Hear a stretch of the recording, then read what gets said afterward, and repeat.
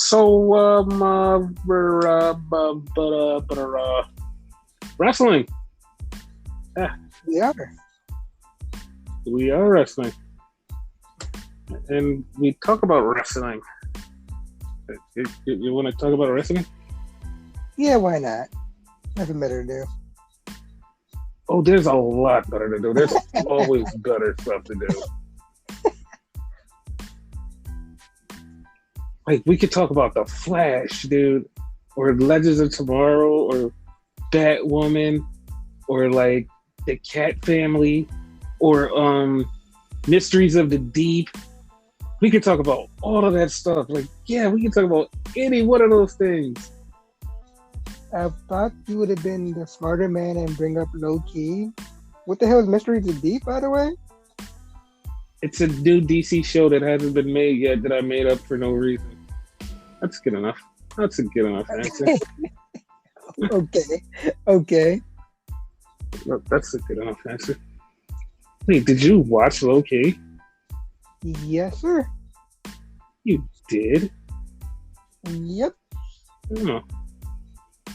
Well, I don't need a hero, by the way.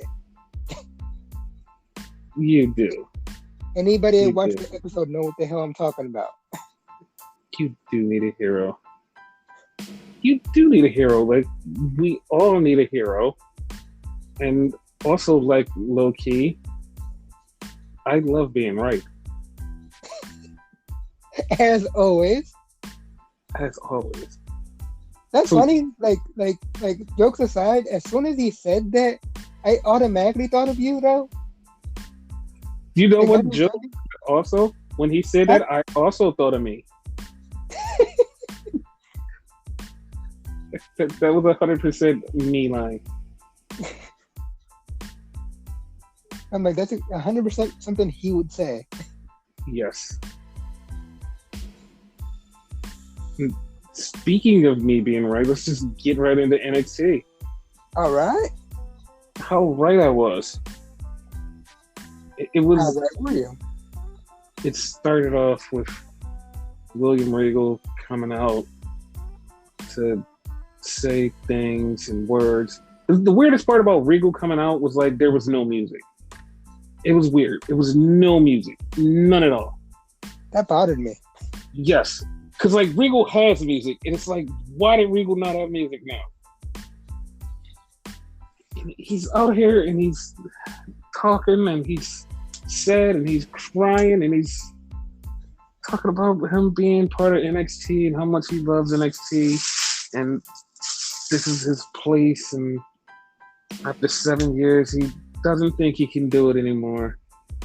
And right before he can finish talking, Killer Cross comes out.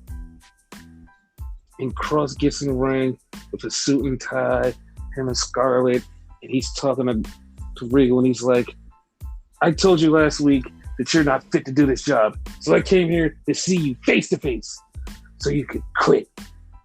Like, that's why I'm here, Regal. But before he can even say anything too damning, he gets cut off by a very familiar music. Hoo-ha, hoo-ha, hoo-ha. Dun, dun, dun, dun, dun, dun. Yes, Samoa Joe shows up. Just like I said was going to show up. 100%. So Regal says, Joe, I called you out here because I want you to be general manager. Joe's like, no, Regal, I'm not doing that. He's like, because I don't want you to leave, so I'll be co-general manager with you. He didn't say that in so many words, but it's just like, that's the way it led. More or less, yeah. Yes. So Regal told him, you can have the job. I'll give you the job. Just don't kill anybody unless provoked. And Keyword. yes. But as soon as he said that, Cross got right in his face. And Samoa Joe told him to step off, young champion. Now, so because he said that provoked is a thing, like, seeming like Joe's going to get back in the ring eventually. Yeah. Seemingly. But okay, all right. I don't think it's necessarily going to lead to Joe getting back in the ring right away, as everybody is like speculating, like, oh, he's going to have a match with this person, he's going to have a match with this person, he's going to have a match with this person. Oh shit, he's going to do that too. Like, it's like everybody is like just speculating what Joe's going to do, and it's like, guys, you have to give it time to breathe, a lot of time to breathe, because like that's what we like to say, long-term booking, you know, Yes. because I think me and you on the same page with like what people talking about and whatever, right? Something that happened later on that we'll get into it though, right? Mhm. People assuming that it's gonna be Joe, and I don't think it's gonna be Joe. Oh no, 1,000%. Like, that thing is not gonna be Joe, but like, I'm gonna give you a speculation on who that's gonna be. But like, Okay. the people who are already speculating that they're Joe have totally missed the boat on this whole entire thing. Like, Exactly. everybody completely missed the boat on this whole entire thing. Like, that's the weirdest part. Like, everybody's like, oh, that's gonna be Joe, that's gonna be Joe, and I'm just like, you missed the boat on the whole entire thing, and like you're just dumb. So let's get back into the show. Okay. So after that, we have Imperium versus Breezango. Imperium comes out with a flag, the Imperium flag. So immediately during the match, for some reason, me and Renegade both speculated Breezango's not going to be together for long. Mm-hmm. Okay, but we were actually wrong, because they had like a great tag team match, but we were wrong. Breezango did lose, but we were wrong about the breakup so far. So far, because it could happen eventually. Exactly. That's what I just said, so far. Yeah. So Imperium did beat up Breezango, killed Breeze, and put him under the Imperium flag. So someone is like, oh, what are they going to have, a flag match? And I'm like, dude, where's Breezango's flag? That's not a thing. Like, that's not a thing at all. Like, to me, it's looking like it's leading up to the breakup of Breezango and also the recruitment of a new Imperium member. And I know everybody's like, wait, so it's going to be Breezango? It could be, but the reason I say it's going to be a new Imperium member, they brought that flag out of nowhere. That flag has a meaning. They're not just bringing it just to bring it. It has a meaning. It's going to unfold later on. That flag keeps getting brought out because the next person who's going to be part of Imperium is going to pick up that flag and be part of the team. I'm not saying it flag bearer per se.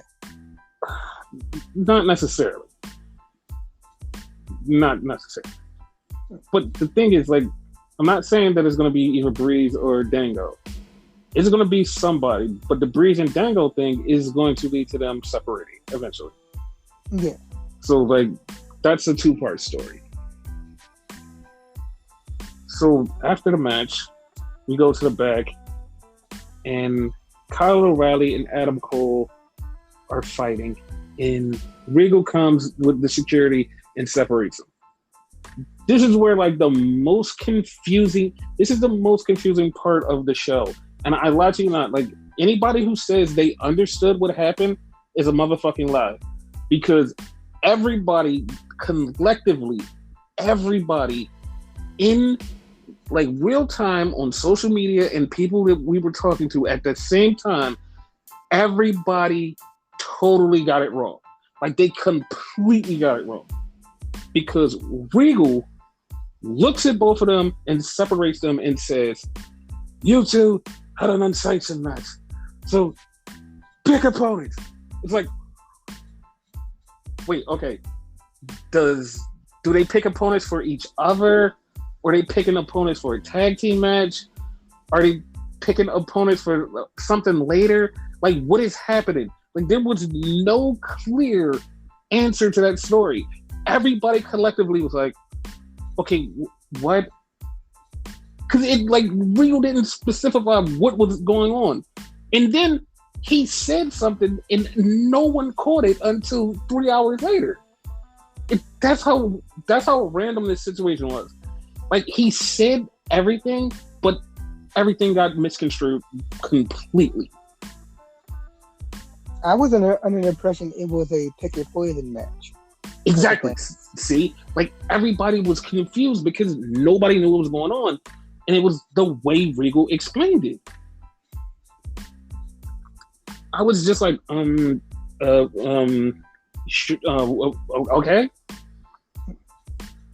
But evidently, like, we haven't explained it our damn selves. No, we'll explain it in a minute. We'll explain it because it unfolds later on where we explain the whole thing. Okay, you're doing it that way. Okay, cool. Yes. So they separate them, and Regal's like still yelling at them.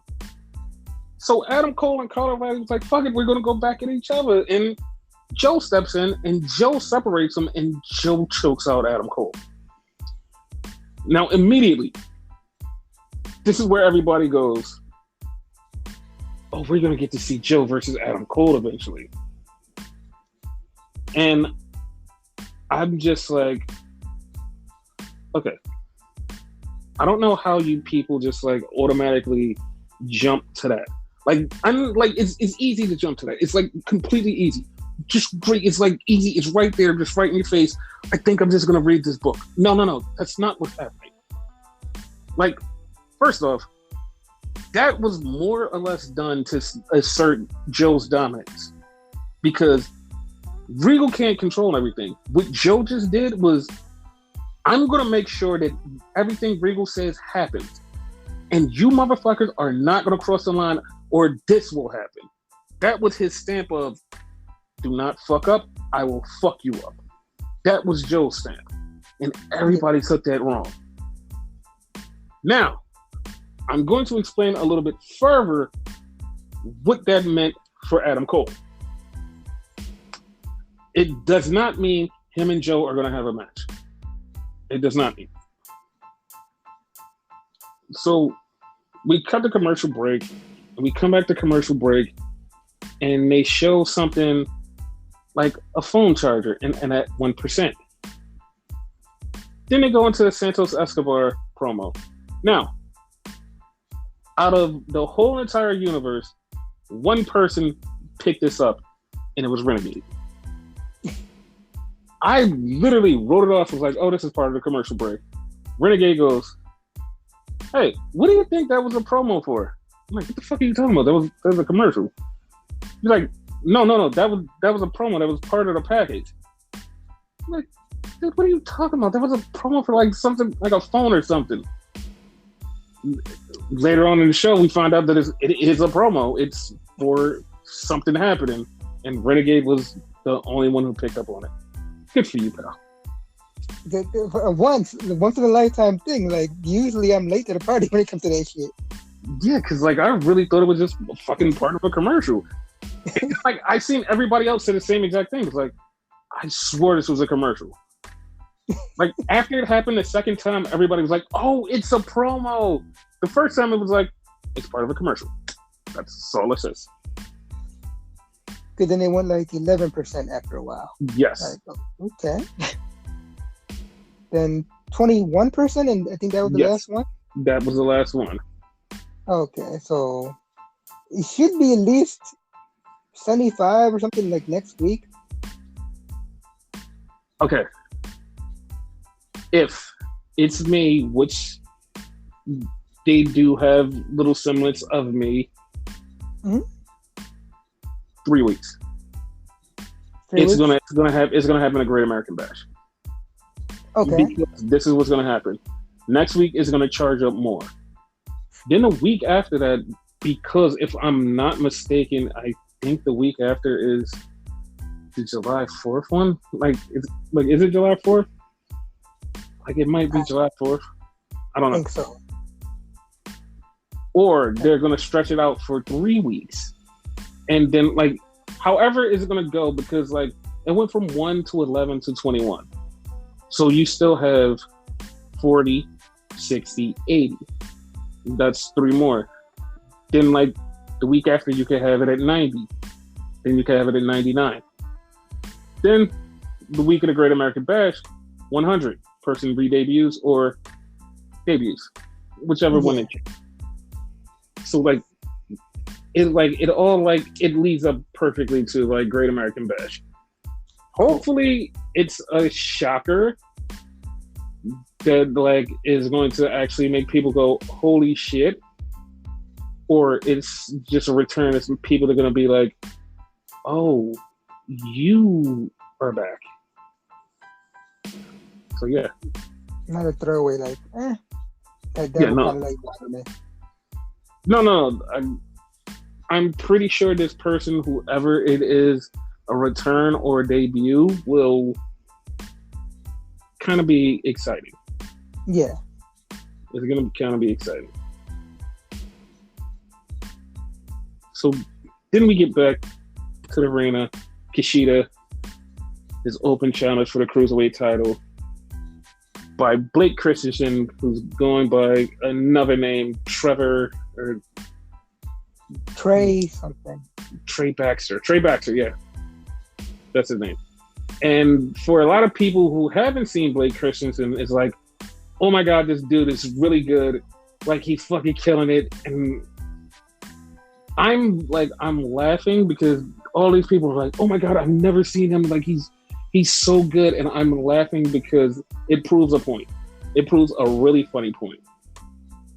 You want to know what the funny point is? What's the funny point? Nobody watches 205 Live. Because I remember him. Exactly. But nobody else that watched 205 Live have ever seen him. Was like, I've never seen this guy before. And like the New Japan fans, like who watch New Japan Strong, it was like, oh, we know exactly who he is. And like the indie fans, they know exactly who he is too. It's like, we know who he is. He's Blake Christian.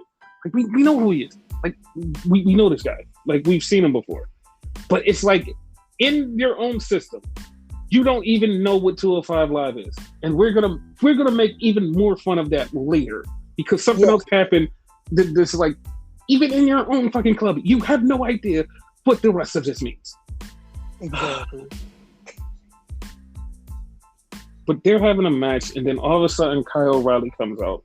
And because everybody is still under the assumption we still have no idea what Regal said and why he said it, we're like, oh, so is Kyle O'Reilly coming out to make him Adam Cole's opponent or his tag team partner?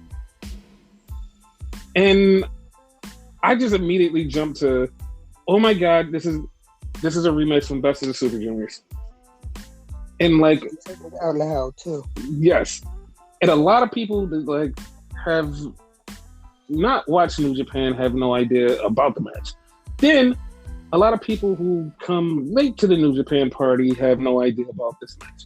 Like they've never seen it, which is like a classic standout match. And like when I watched it, like I immediately just like told Renegade, was like, oh my God, this was a fucking classic. It's going to be a classic, and they're going to tear your house down. Kyle O'Reilly is going to face Kushida next week. Like, I seen, like, one match, I'm perfect in one match, but I don't know the whole history. Mm-hmm. Was that their one and only match that I saw, or had they had that was their only match in New Japan. They had another match in Rev Pro, and I think they had one in ROH. But the one in the Best of the Super Juniors was the best because of the one spot where Kushida's sitting in the chair, Kyle O'Reilly's coming off of the apron, and Kushida flips him into an armbar. Like that is like one of my favorite spots. I loved it. Cool. Fucking loved it.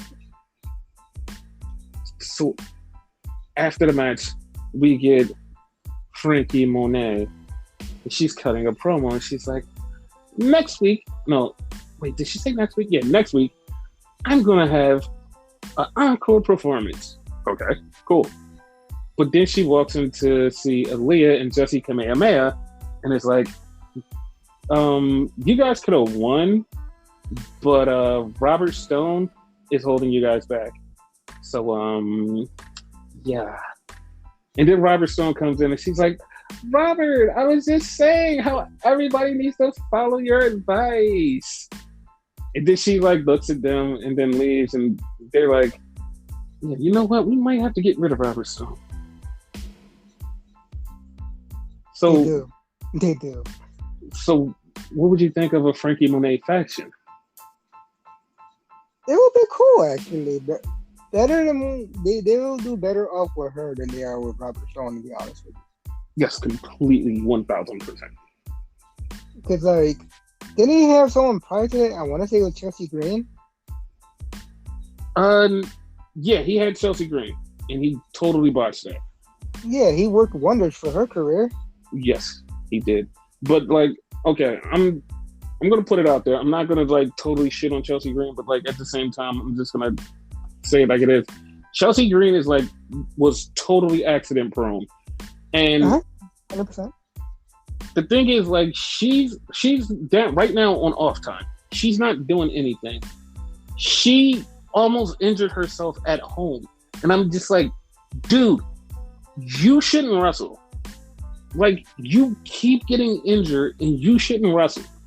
Like, I just feel like you just need to just stay home. Just stay home. And like, when you stay home, don't do anything bad. Just stay home. You know what I mean? Yeah, no, 100%. Especially if you're dead accident prone, like wrestling's not it for you. Exactly.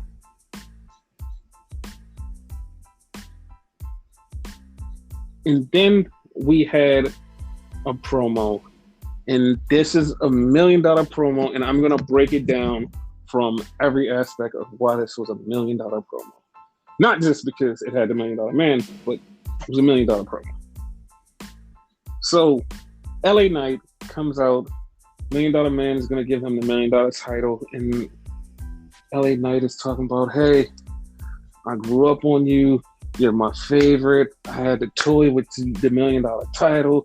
Blah, blah, blah, blah, blah. And he's talking all this good stuff about how he loves Ted DiBiase. Ted DiBiase is the greatest. Ted DiBiase gives him the title. He turns right around. Bam! Hits Ted DiBiase. Ted DiBiase goes down. He starts attacking Ted DiBiase. Ted DiBiase is like 60 years old. Like, he's just attacking. Like, he's attacking him, and the fans boo the shit out of LA Knight. And he's beating him down. And then all of a sudden, here comes Cameron Grimes to save the day. And he saves the day. He beats the hell out of LA Knight and leaves him laying. He's helping Ted DiBiase. Now, why do I say this is $1 million performance? It just made LA Knight one of the hottest heels in NXT, and it made Cameron Grimes the babyface of NXT. Like, $1 million. $1 million. It works. It worked out great. It just worked. Everything worked out great. Like, it worked out better than I could have even thought. Like, I'm like, okay, this is like an average, like, feud. It's now hot. It's now super hot. Even people that were down on it months ago are like, oh, this is great. This is like one of the greatest feuds. I fucking love it. Like, everybody's into it. Like, it's perfect. It's perfect. Like, maybe in me, I was into it from the beginning, but yeah, they just elevated it to me. Yeah. Like now everybody is into it. Everybody's like, oh, this is it. Then we had Dakota Kai and Raquel Gonzalez. And the two of them are talking, but then they wind up running into Shotzi and Ember Moon. Basically, they're going to have another tag team match eventually. But Raquel and Dakota had a tag team match against Casey Catanzaro and Kaden Carter. I forgot her name for a second. Not even gonna lie, this match was actually good. Yeah, it was. Like, this match was actually good. Like, I thought it was gonna be a straight up throwaway tag match. No, it was actually good. Like, it was actually good. Like, it was really fucking good. I'm like, damn, this is good. But we got an unexpected win.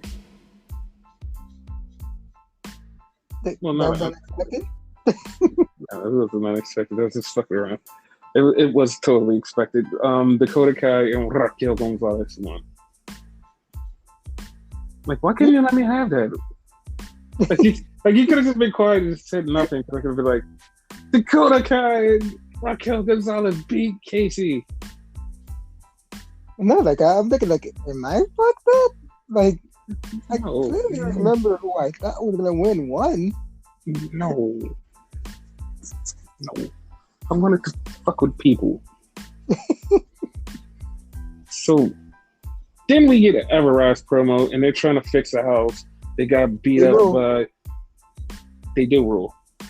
They're fixing a house. They got beat up by Hit Row, which now Hit Row is going to take on Everrise next week.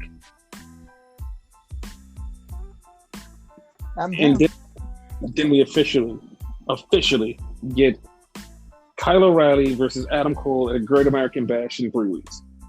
And it's like, okay, that's what Regal was saying. Okay, it makes more sense now. Got it.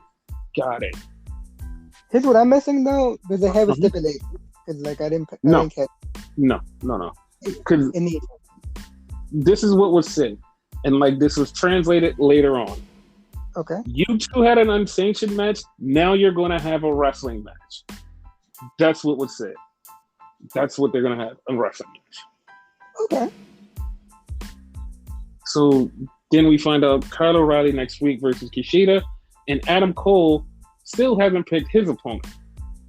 Now everybody's like, oh my God, it's going to be Joe. It's going to be Joe. It's going to be Joe. No. Joe is not going to be the opponent. And the funny part is, that's exactly who Adam Cole is going to call out. Adam Cole is going to call out Joe, and everybody's going to be like, oh, it's going to happen. It's going to happen. It's not going to happen. They're going to think it's going to be Joe.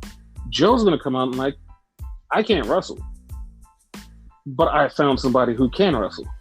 Now, you're like, okay, who the fuck can it be? I'm putting my money on Finn Balor. Okay. Yeah, I'm putting my money on Finn Balor. That does make sense, because they do have history, too. Yes. Now, question, right? Uh-huh. In the eventual sense, not anytime soon, like maybe like year or two, maybe more. Do you foresee the match happening, Joe versus Cole? I'm going to get to that at the end of the show. Okay. I will answer all questions on Joe at the end of the show. Okay. Put a pin on it. Yes. So then we have Io Shirai come out, and she's cutting a promo, said she's back and she loves everybody. And Candice LeRae shows up, and immediately I'm just like, I just got so wet because I'm like, oh my God, Candice and Io one-on-one is amazing. But then I'm looking at Candice and I see her with a tag team title. I'm like, oh shit, she has a tag team title. Oh, so that's going to be a tag team match. And Indy comes out and helps Candice beat up Io. And immediately, as soon as it happened, I even said to Renegade, I said, if this person comes out, I'm going to cry. And he just laughs. And like 5 seconds after I said that, that person comes out. That person, and I literally cry. I cry. I don't know why, I cry. It just was bad. So, it was Zoe Starks, for anybody asking. Yeah. So then we get ready for the main event. And Ciampa and Thatcher are coming to the ring, but MSK is eating popcorn. And as they're eating popcorn, Ciampa and Thatcher walk by. Thatcher takes Wesley's popcorn and he's eating it. And they're like, why'd you take the popcorn?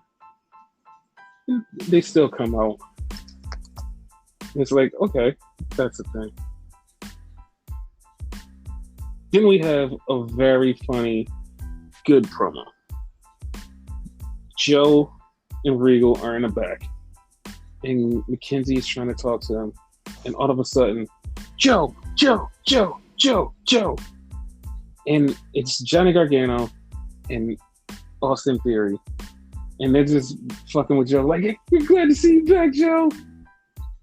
And like for some reason, Austin Theory is still Diesel, like he was at In Your House, and Johnny Gargano was like, we're not doing that anymore. Big Daddy Austin. Oh God. And like Joe kicks them out of the room. So Joe kicks them out of the room. They go to turn around and talk to Mackenzie. And all of a sudden, Pete Dunne shows up. And Pete Dunne stands face to face with Samoa Joe. And immediately, everybody just loses their shit. Like, oh my God, we could get Samoa Joe versus Pete Dunne. And everybody's like, oh my God, it can happen. And then Pete Dunne leaves. Then we get the Diamond Mine promo. It's happening next week. Don't know what it is, but it's happening next week. The Diamond Mine. Diamond Mine. Yes. So once again, everybody's losing their shit. Like, okay, it's going to be Samoa Joe versus Pete Dunne. Samoa Joe versus Adam Cole. Samoa Joe versus Killer Kross. Samoa Joe versus all these people. Oh my God, Samoa Joe versus this person. And like I said, when I put a pin in it, I put a pin in it for this reason. Everybody's already jumping the gun on Samoa Joe getting back in the ring. Relax. Samoa Joe may get back in the ring eventually. But as of right now, Joe is not cleared, and he won't be cleared anytime soon. So, still injured? Yeah, no, he's 100% still injured. The thing is, this is the funny part. Everybody that wanted him to go to AEW, he wasn't cleared to go to AEW. And I said that on a podcast. Joe wasn't cleared. Like, WWE didn't clear him because he's not clearable right now. And even the insiders said the same thing, was like, the reason Joe never stepped in the ring because Joe is still injured and he cannot get cleared right now. So it's looking like Joe's gonna be either out for a long time or Joe is done. So a lot of the people's hopes is like they're just jumping and grasping at straws right now. It's like, oh, it's gonna happen. It's like, well, we can't say it's gonna happen because we can't get Joe cleared yet. Like, if we could get Joe cleared, it's the thing. It's gonna happen, but he's not cleared. Yeah. So that's what I'm saying. Like, everybody just really jumped the gun, and it was like, okay, I'm glad you guys are into it, but it's don't get your hopes up.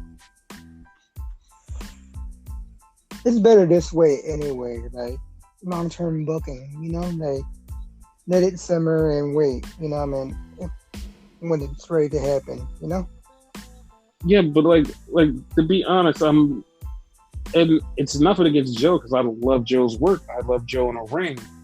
Mm-hmm. But I'm very concerned with Regal's health, and this is just not like, oh, he's sick. It's Regal. He's getting up there in age. Like, him traveling, him doing all of this stuff, like it could be a little bit taxing on somebody. So 100%. For Regal to like chill and then Joe to step in his place is perfectly fine. Like, it still gives us the feel of a badass GM that can call a show, but at the same time, it's just like we have somebody who's a threat.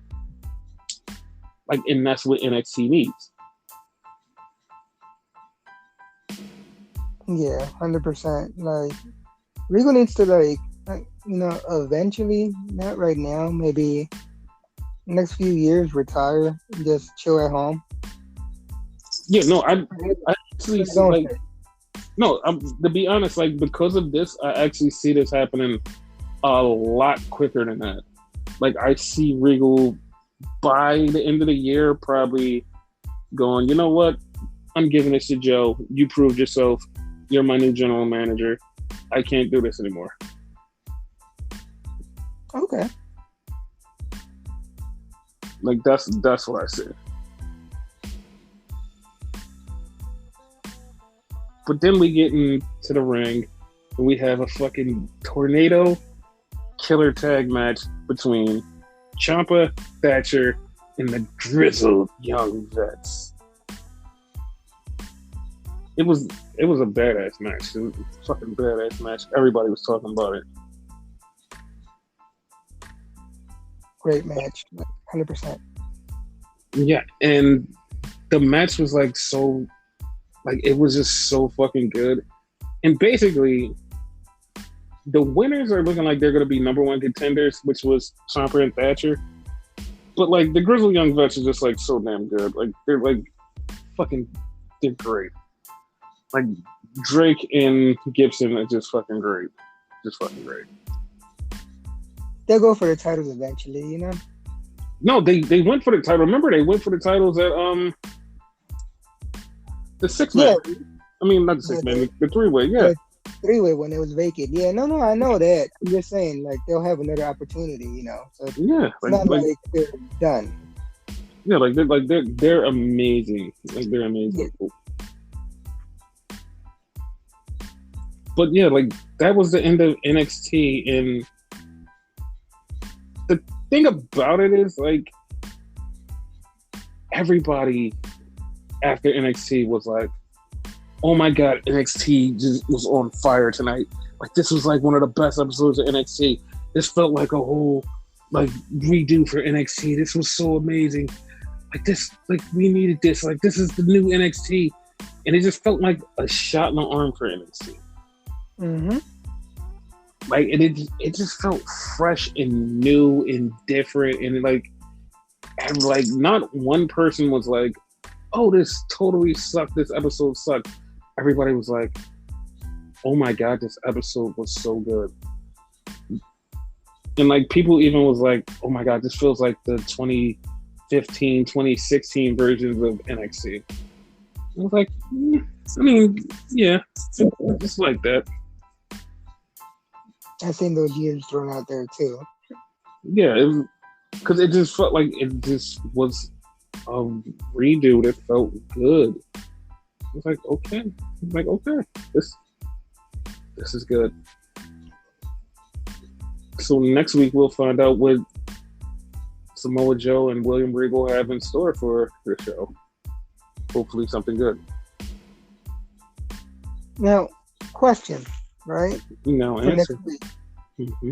So obviously, like you're saying it's gonna like Adam Cole's gonna call out Joe, but Joe won't be able to do it because he can't wrestle. Yada yada yada, right? Mm-hmm. Seeing the fact that Regal basically put it on their own hands, right? Mm-hmm. What if Adam tries to take the easy route and they quote unquote picks a pushover or whatever? Oddly enough, you know that person probably like gonna give Adam a run for his money, but you know how that shit go. Yeah, no, that's exactly why I said Joe is gonna be the one who picks his opponent. Like Joe's gonna be the one who pulls his opponent and says, "Hey, this is the guy." Joe's gonna do it, not Adam. Adam's gonna think he's gonna get away with it, but Joe's gonna do it, and Joe's gonna make it happen. Because I'm picturing him picking someone like Leon Ruff, thinking he could like kick his ass easily. Mm-hmm. Like, you know Leon's like pretty good, so yeah. But yeah, like I said, it's definitely going to be somebody like Finn. Yeah, Finn would be fucking awesome. Shit. Yeah, it's definitely gonna be Finn.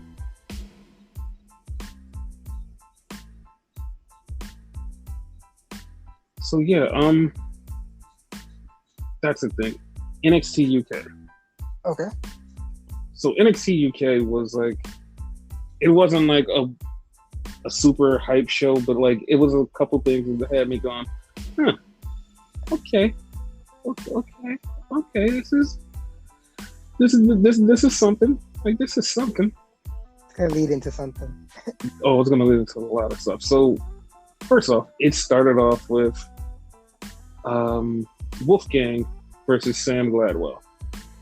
Now, they have a feud because like Gallus are trying to one up each other and like, yo, I'm better than you. I'm better than you. No, I'm better than you. So right now, Wolfgang took on Sam Gladwell, and it's like, okay, I'm totally expecting Sam Gladwell to win. Somehow, I don't know how, I don't know why, I don't know what the fuck, but Wolfgang did, you know how Adam Page does the buckshot lariat? Yeah. He did the buckshot spear. Wolfgang did the buckshot spear. I was like, what the fuck? Why did you do that? Why did you do that? And he totally took out Sam Gladwell. It was like, dude, what the fuck? You didn't have to do that.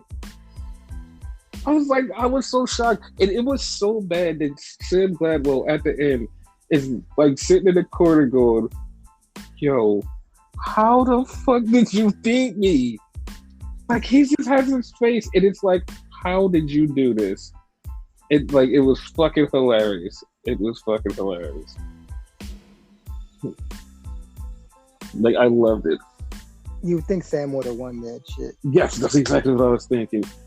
Yeah. It was so good. Like, it was so good. And then we had this guy, I forgot it. Like, I swear his name is Talon, but like, I'm not sure. But he's like a fucking badass. And like, he keeps saying this to, okay, you remember Austin Smith? I think his name is Austin Smith. The bald guy that he keeps throwing his hand up like, yeah, that guy. You know, yeah. Mm-hmm. His partner. He keeps telling his partner, he keeps saying, you're not family. You're his friend. You're not his family. He doesn't care about you. You're not family. And it's like, okay, why do you keep telling these guys that they're not family? Like, are you trying to... That's what I was thinking, but like, I don't know how this is gonna... I don't know how this is going, but it's really good.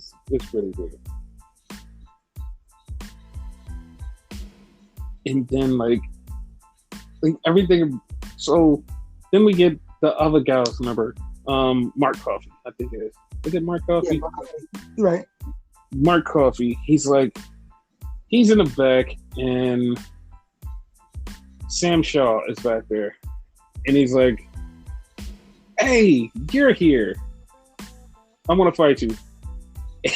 And Sam Shaw's like, wait, what? What do you mean? I didn't even do that. He's like, I want to fight you. And he's like, dude, I didn't say anything to you. I'm just sitting here. He's like, yeah, well, next week, me and you, we're going at it. What? Sam Shaw was like, what is happening? Why? What the fuck did I do? Like, dude, his face was just like so shocked. Like, what the fuck did I do? Like, he started looking around. Was like, no, what did I do? I didn't do anything. It was fucking hilarious. And then we had a supernova session with Jordan Devlin, who is now the franchise / ace of NXT UK. Like that, okay. And these two, it was a lot of dick sucking. It literally was a lot of dick sucking because they both just kept saying, "Oh, you're so great! Oh, you're so great! You're awesome! No, you're awesome!" And it's like, I'm waiting for it. Like, I'm waiting for the shoe to drop where it's like, okay, somebody's gonna say the wrong thing to the other one. They didn't say. They fucking just was like, they just was cool with each other the whole entire time. Just total dick suck fashion. It's like, what the fuck is happening? But it was like they did say one thing that I was just like, oh, I totally agree with that. They was like, oh, America sucks. I was like, oh, I totally agree with that. Like that was the funniest part. So yeah, that was a thing. Then we had a 3-way table like a three-way sit-down interview. Joe Coffey, Ilya Dragunov, and Rampage. They're all sitting there. I swear you were saying tables match. Oh no. They're sitting there and they're talking, and Rampage and Coffey are like, "Yeah, okay, we know what we're fighting." They look at Dragunov like, "Why do you want to fight us?" He's like, "I just want to fight the best." And they're like, "Yeah, but like we were having our own thing. Like this was between the two of us. Like this is like our personal thing. Why did you?" He's like, "Because I can beat you both." It's like, "All right, you sure about that?" So they make a triple threat match for next week. Like, okay, that's a triple threat match. So we're about to go to the main event. It's Subculture, Flash Morgan Webster, Danny Luna, and on the other side is Joseph Connors and Jenny. But they're standing there in the back and they're arguing. And before they can say anything, Pretty Deadly just walks up. And they look at both of them. And they just look. And then they leave and say, "We're on commentary." Yes, boy. And Subculture looked at him like, the fuck why? Why did that happen? And then we had, this was cool, but it was also like one of those, oh, okay, I see what you did there. So Mako Satomura won, and they're like basically showing all of the wrestlers from NXT and like how much they love her and how much she means to the business and how glad they are that she's there. And one of the people was like Raquel Gonzalez, and she was like, "I can't wait to Survivor Series so I can challenge her, like the NXT Women's Champion versus the NXT UK Women's Champion." And I'm like, dude, I know that you really think that you're going to be the champion by that time, but yeah, I don't think so. I don't think so. It's going to be Tegan Knox. Sorry. Sorry, pal. But then, it would be, but here's the funny part. So they start showing people from NXT UK, and they're like talking, and like all of a sudden, like Amelia comes up, which is the girl who took out Zaya Brookside, and she's like, "You took my spot. I should be champion right now. I don't care about you. You took my spot. I want my title because that's my title. I should be champion. You took my spot in the gauntlet." And like she's just snapping, and I'm like, okay, that was a great way to get the next challenger going, because it was like this whole love session for her, and then all of a sudden she was the last person, and she was totally pissed off and said, "I'm getting the title." I'm like, I was like, that's perfect. Like I love that. That made so much sense. I loved it. Then we had the main event. Flash Morgan Webster, Danny Luna versus Joseph Connors and Jenny. This match was good, and at the end of it, it was one of those things where you was just like, dude, first off, you deserve that, and second off, god damn did you deserve that. Because they're fighting, they're going at it. And then Flash Morgan Webster gets thrown outside because of Jenny. Like Jenny hits him, he gets thrown outside. Bam, he's out. So Danny Luna is in there with Jenny, and then she's also in there with Joseph Connors. So she's looking, and they're like, "What are you going to do? What are you going to do?" She forearms Jenny, knocks her down. Jenny's down. So Joseph Connors is like, "You hit her. You're not going to hit me." She picks him up and slams him. And it was like, dude, Danny Luna is not a lightweight. She can fuck you up. Why did you stand there? Like, he deserved it. He was right. He didn't hit him. But he deserved to get his ass kicked. And like after she slammed him, she picked him up and flipped him, and he landed right in the corner. And Flash Morgan Webster got up and did a 630 on him, and they got the win. And so after they got the win, Pretty Deadly was on commentary. They stood up with the tag titles, so they challenged the Subculture for the tag titles. Okay. So yeah. NXT UK continues to be great. Also, I forgot to mention this one point, and this is going to lead into later on. This is crazy. So they're talking to Dave Mastiff, and in the background behind him training is what is his name? I wanted to call him Trent Seven, but that's not Trent Seven. Tyler Bate and Mitchell from Modern Family, Jack Star. So they're training, like they're going at it, and like Dave Mastiff is like, no, like they're going at it, and like he gets quiet because they start talking, and Tyler Bates like, hey, I want to challenge you for the Heritage Cup. He's like, I want you to like face me next week. And Jack Star is like, yo, I'm not even that good, dog. He's like, I'm sorry, I'm not that good. And he's like, no, I really want you. He's like, no, I'm not that good. I'm sorry. And he's just like, I'm sorry, I'm not going to do it. And Tyler Bate was like, well, think about it. So Tyler Bate leaves, and Dave Mastiff, like, I thought he was just going to like go total heel and be like, I'm going to take it. Dave Mastiff walks up to him and was like, why don't you take it? He's like, because I'm not ready. He's like, that's bullshit. He's like, you're ready. He's like, you better take that shot. He's like, you do it. He's like, you deserve it. He's like, I don't. Dave Mastiff got up in his face. He's like, no, take the shot. You can do it. So he's hyping him up to take the shot. Like, I totally thought he was going to screw him and be like, I'm taking the shot. That's like a weird positive reinforcement. Yes. So, and then another thing, which was really funny. So Jordan Devlin had talked all that shit, and he has his own dressing room. And he walks in there, and a kid is in there. He's like, what are you doing in here? He's like, I'm looking for something to drink. He's like, oh, you're just mad because you don't have your cup. He's like, yeah, but I could beat you, so it doesn't matter. And like Jordan Devlin got so pissed. It's like, you can't beat me. He's like, yeah, no, give me a match and I'll beat you. Like, a kid was just like nonchalantly just talking about, I'm gonna kick your ass.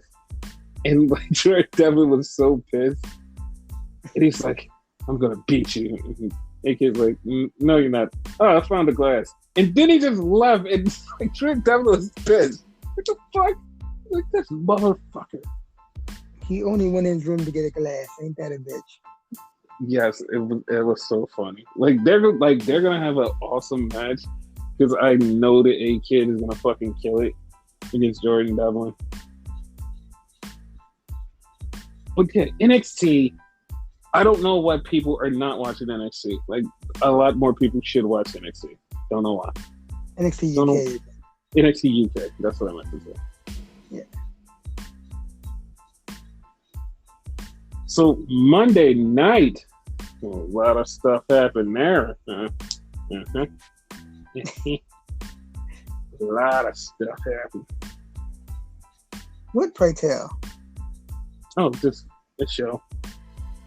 A show about a boy loving another boy. Like, I stopped. I'm like, what? Well, speaking of loving, so the first thing we see is Alexa on her swing. And she's talking about last week what happened to Shayna. And she's talking about how sexy it was and how much it turned her on. She's swinging even harder. And then she gets stopped by Nia. And Nia's like, dude, I don't like what you did to my friend. And she was like, we were once friends. And Alexa laughs, goes, wait, we were friends? What the fuck is happening here? Yes, you two were friends. Were they ever friends on the show? I forget that. I know. Yes. They were friends on the show. Remember, because Nia was friends with her, and then Alexa said she was fat, and that's how they had the WrestleMania match, the fat shaming thing. Yeah. But wait, then they stopped being friends then. So like, what the fuck? No, like I said, like she said, we were once friends. That's what she said. Oh, okay. Yeah. So they wound up Nia challenging her later on in the night. So that's the thing. And we start off with Nikki Cross versus Charlotte. And they're having a match. And Charlotte's like, I'm going to beat you. So in the middle of the match, here comes Rhea. Everybody's like, oh, she's going to lose by a distraction finish. No, that's not even what happened. Like, Rhea comes and sits down. Charlotte is having a match. Charlotte's wrestling the rest of the match. She goes outside with Nikki Cross. And she's beating up Nikki Cross. Then she just starts yelling at Rhea for no goddamn reason. And she's so dumb. She's not paying attention. And she gets counted out. Dude, Nikki Cross gets another win. 4 wins. Back to back. 4 wins. Nikki Cross. If she doesn't eventually have a title match, I'm gonna be pissed. Oh yes. She better be first contender for whoever comes out of Hell in a Cell. She better be. So then we have Morrison versus Jeff Hardy. So it was a weird match because they're having a match. All of a sudden, Cedric comes down. I'm like, what the fuck was Cedric here? So Jeff Hardy loses to Morrison, and then Cedric Alexander's like, I can beat you. I know I can beat you. And Jeff's like, okay, if I can't beat you tonight, I'm going to retire. So everybody's like, oh, he's going to beat Cedric Alexander. And he beat Cedric Alexander in like 2 minutes. It's like, okay, well, that's the thing. Like, it was obvious he was going to win. Like, I even said, like, I'll laugh if he loses. Mm-hmm. Like, what the fuck? So then, the match that everybody was so pissed about all night when they heard that it was announced. Eva Marie versus Naomi. And everybody was pissed, like completely pissed. Like, Naomi deserves better. She has to lose to Eva Marie. Oh my God, this sucks. So, I didn't say anything. I didn't say anything on my Twitter.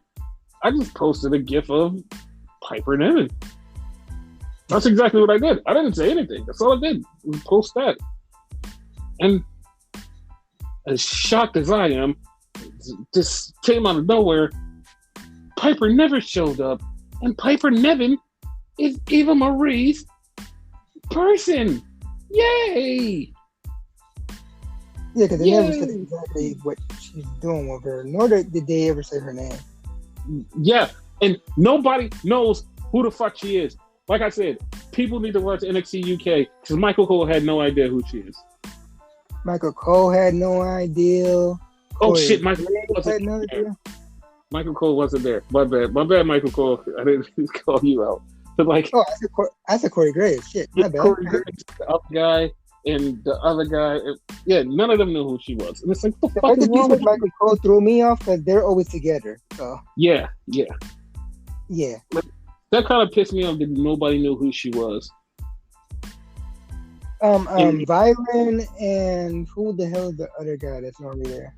Johnny Stamboli. I don't know who his fucking name. I'm not talking about the new guy. Fuck the new guy. Let's see what it is. It was Corey. It's Corey, new guy, and Byron. Is it Corey? Yes, it's Corey. Corey's on Raw now. Oh, okay, yeah.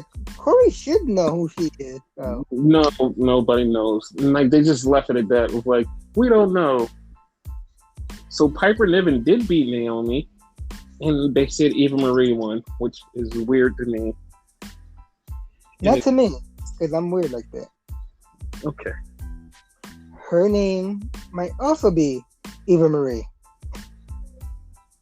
I hope not. I really hope not. Not. Like, it's gonna be something weird. There's something behind it. Apparently, like, she's gonna win all of Eva Marie's matches, and they're gonna say Eva Marie is undefeated, and she's gonna go for the title, and Eva Marie's gonna almost win. Yeah, I don't like that. And like, I've seen a lot of hate, like just come immediately for Piper Niven, and it's like, dude, why? Like, everybody's like, oh my god, she's a big girl. It's like, dude, what are you like? Why are you fat shaming? Like, what is your problem? like, I don't get it. Like, it was like, it is so bad. Like, it was so bad. Like I've actually, like, I've refrained from saying stuff about Piper Niven on this podcast, and like, people can be like, oh my god, you're fat shaming. No, I've refrained from saying stuff because I think she's like extremely attractive. And like, the only reason I haven't said anything is I think she's married, and I feel really guilty by saying like how fucking hot I think she is. she's really pretty, and I'm like, yeah. I want to say it. I want to say it, but like, I'm like, man, she has a husband, and I feel weird saying that out loud.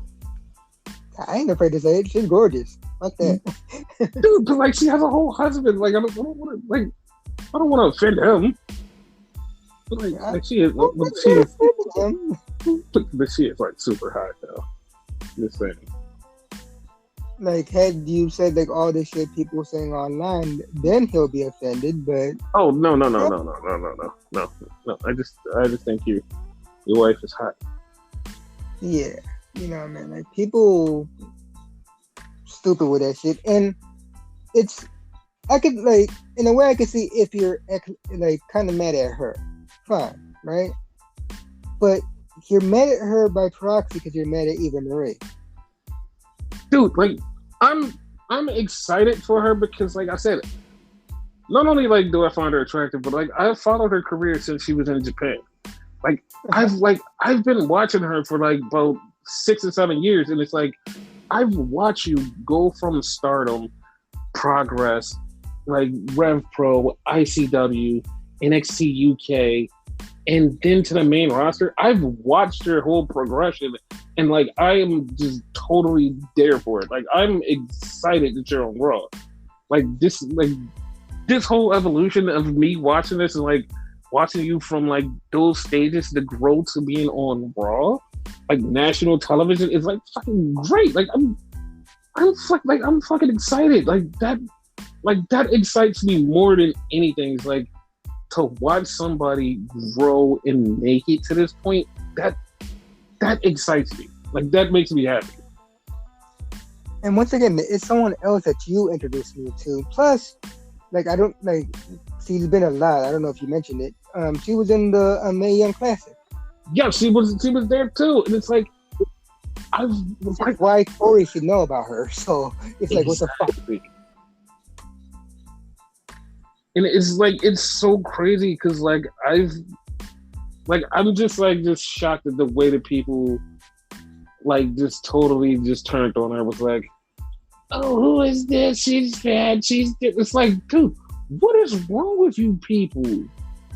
Dude, what is wrong with you people? Daniel Bryan. Fickle.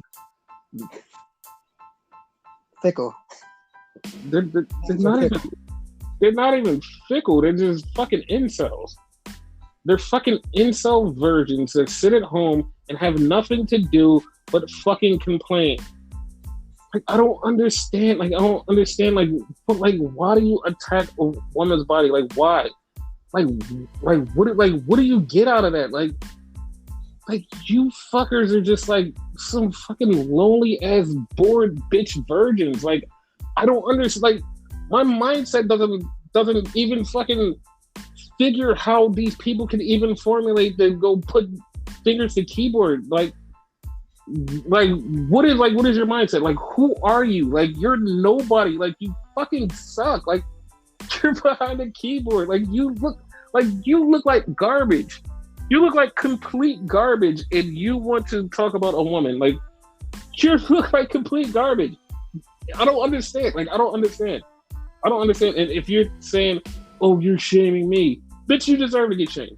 You deserve it. You deserve it with your fucking chicken tendies that your mom makes for you, and your fucking sodas laying all around, and your fucking cum socks. Like, all that. You fucking deserve it.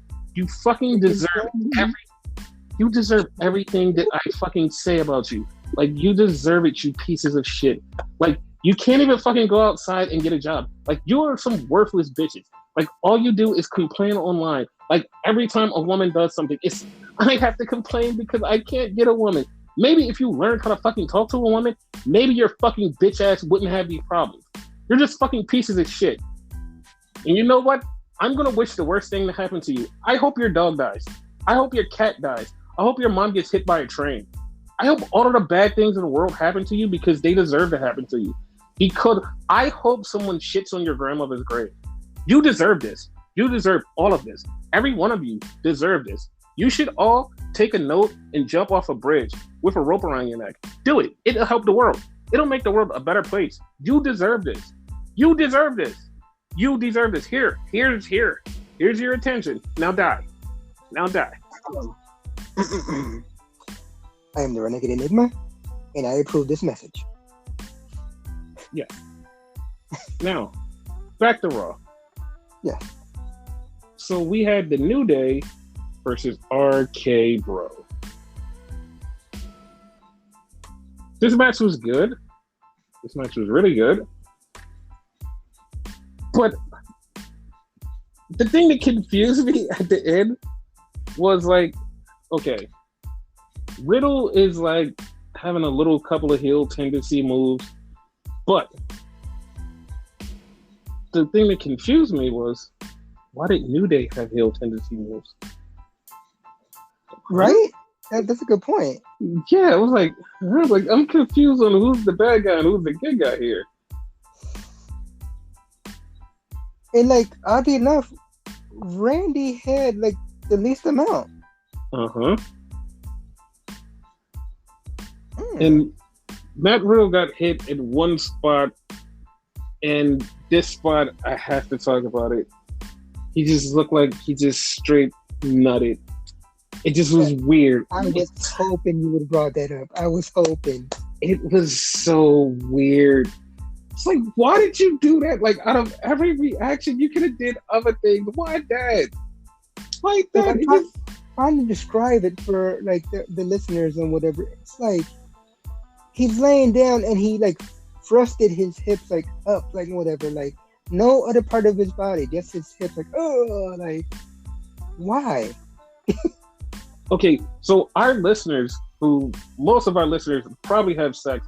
They have probably had sex where a girl fucked them so good that they're just laying on their back and they just hump up and it's just like just stuck in that position. Yeah, 100%.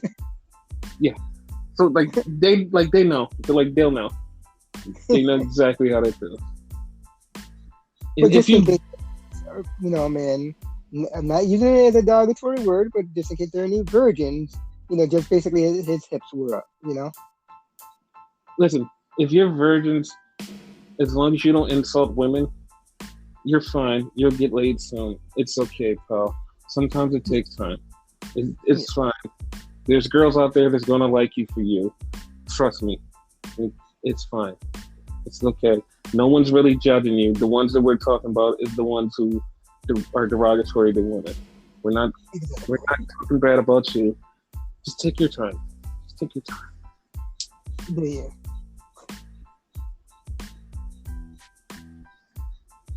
So, but one critique I had about this match, though, right, is seemingly RK Bros tag team finish move. It does it. I don't like it. It's kind of like a shield bomb. No, I don't think that's their finishing move. I think that's just like one of their tandem moves. Oh, okay. Because if that's it, I don't like it. Yeah, I think it's a tandem move. So then we had Rhea versus Asuka, and they had a match, and Rhea beat Asuka, and then out of nowhere, Charlotte dressed up like Charlotte is like going out, like she's dressed up in like the hottest catsuit that she could wear, and she just starts attacking Rhea, and like her and Rhea get into it, and it's just like it's just this brawl. Charlotte gets her nose busted, and like she just lets out this primal scream, and it's just like she just turns into a wild woman, and it's just like, yeah, it's just like what the hell? Like I've never seen Charlotte get this wild. No. Like, and also Rhea had rainbow nails for Pride Month, so shout out to Rhea for that. Oh, I didn't notice that. Cool. Yeah. Rhea is awesome. Yes, she is. So then we had Alexa. She comes out and she's gonna have this match with Nia. And everything gets weird. It gets weird. Alexa does some sex poses in the ring. No joke, not me podcasting again. This is real shit. This is WWE just straight up ripping me off. They literally just had Alexa do sex poses in the ring. Like I'm not even laughing. Normally when he does like his spiel, you hear me laughing in the background. I'm not even laughing. It was 100% real. 100% real.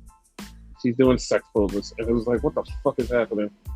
She beats Nia, and Reginald comes out, who is Vince McMahon's favorite jump around guy. Okay. You know, Vince actually loves him.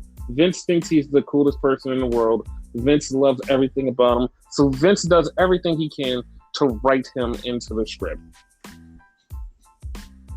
Might want to write him a little bit better because, yeah, like, I want to see him in the ring against another male. Okay. And Alexa does Twisted Bliss for the win, which, here's the thing. In my opinion, this gimmick does not have Twisted Bliss. She should not have Twisted Bliss in this gimmick. Okay.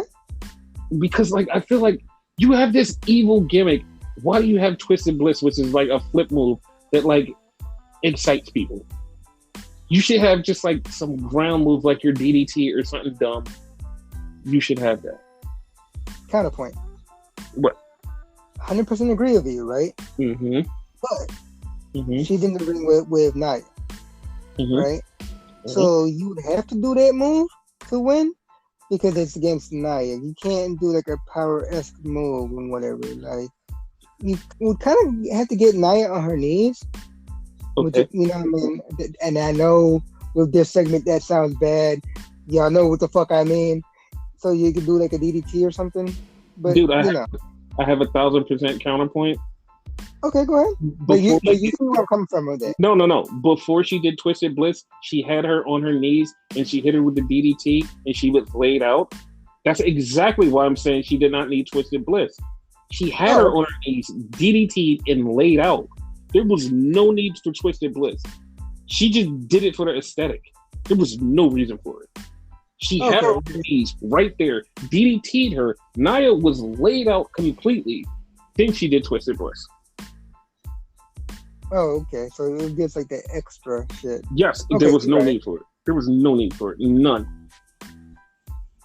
So then Reginald got involved, and Reginald stood up, and Reginald's looking at her, and she's looking at Reginald, and they did every trope from the 1960s or the 1900s where the black man gets hypnotized and does everything that the white woman does because it's the white woman voodoo and black men fall for white women.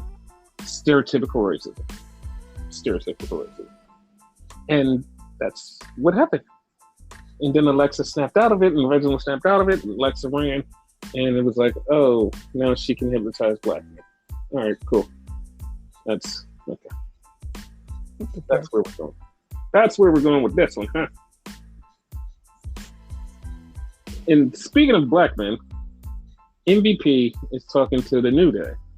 Now, MVP is trying to break up the New Day because he's like, Kofi Mania was cool, but you can't do nothing with Xavier Woods. Like, you keep losing, he's the weak link. And Kofi keeps saying, yo, I'm not leaving my brothers. They my brothers. And like, part of me is like, I kind of want the New Day to break up this way. But the other part of me is like, oh, there's no real need to. But like, it seems like they're going to keep trying to break these two up. I'm for it. Like, I want Xavier to have his own shine. We'll talk about that in a few minutes. We will. But yeah, I don't want. I know that I've been criticizing the New Day and talking about the New Day for like ever, but this way just feels cheap. It just feels cheap. Like, it just feels cheap. It feels like you're driving a wedge between them in the worst way possible. Like, it's just cheap. The right way and the wrong way to like do shit. That's the wrong way. Yeah. Then we had Jackson Riker versus Elias for no reason. And that was a thing. They're trying to get Jackson Riker to be the good guy and fans to cheer Jackson Riker. And I pray to God when they get back on the road that they fucking figure out that Jackson Riker is not the fucking man that they should be cheering. Yeah, because they tried that years ago. And because of the crowd, one good thing about the crowd, like, the crowd turned it on them and they made the proper person the good guy. Yeah, and like, nobody likes Jackson Riker because, one, he's boring, and two, all of the bad shit he said. No one likes it. Mm-hmm. Fucking just make him a bad guy. But no, that's not what they're doing.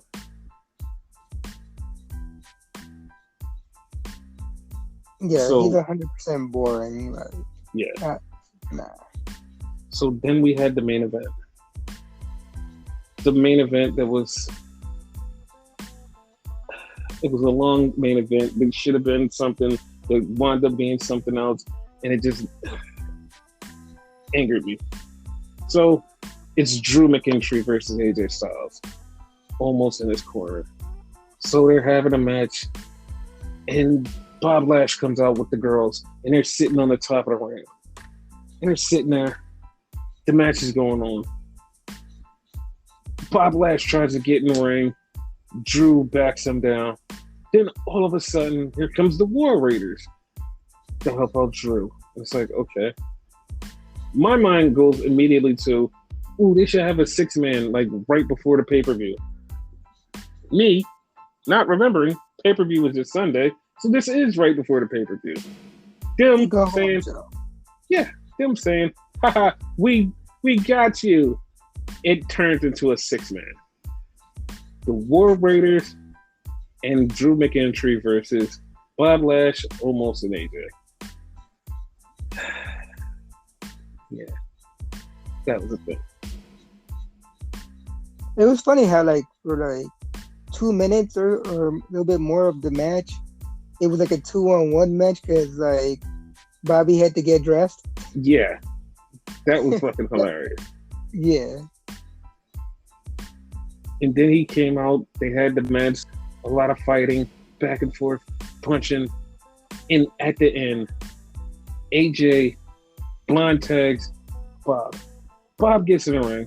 Bob's like, why'd you tag me? I didn't want to be in this ring. Bob turns around, gets Claymore kicked by Drew and pinned 1, 2, 3. Easily. The WWE champion gets pinned easily by Drew McIntyre. He's not in Hell in a Cell. Yeah, no, that's a great way to set up Hell in a Cell with the champion losing to the challenger right before Hell in a Cell. That was a great way. Like, I loved it. I loved every minute of that. That was great. You guys are great. WWE's like awesome. WWE's awesome. And like you said, you want you want Xavier to be by himself. You want Xavier to do Xavier things. You want Xavier to be normal. Yeah. Would you enjoy Xavier being King of the Ring? Yes, King Woods. Or King Yes. X. Something because King of the Ring is going to return. So is Cyber Sunday. So is Spin the Wheel, Make a Deal. So is all of these other random ass shows once everything gets back to normal, which should be very soon. So a lot of craziness is going to happen. And I'm here for it. All of it, like it's everything is back on the table once the world opens up. Everything is back on the table. I'm excited. I'm excited to see what's going to happen now. It's going to be a lot of craziness. 100%. Like this is going to be like is it going to feel like the old days? Because like that's going to be a thing. Where every other Raw like had something weird happen, yeah. Like to be honest, mm-hmm. This is going to like bump up Raw. Yeah. This is gonna bump up Raw. This is gonna make people like love Raw and be like, "Oh my God, Raw is cool again," and like it's gonna get people talking. Yeah. Because it's gonna be a lot of craziness and weird shit, and people are gonna be like, "Oh shit, this is pretty cool." So yeah, this is a good way to like get stuff back in order. 1,000% agree. It's gonna be an awesome time. Mm-hmm. And there's going to be some other things coming down the line from WWE. Just can't say what they are yet, but there's some other things that's going to be showing up WWE that everybody's going to be like,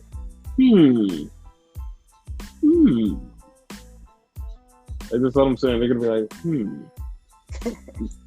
Like I'm telling you, it's gonna get more eyes on the product again, and this is gonna be one of those, like, and I'm just gonna be excited to see like what people do, how they react to some of this stuff, because it's gonna be one of those, they're actually going and trying this stuff to bring back fans. I like.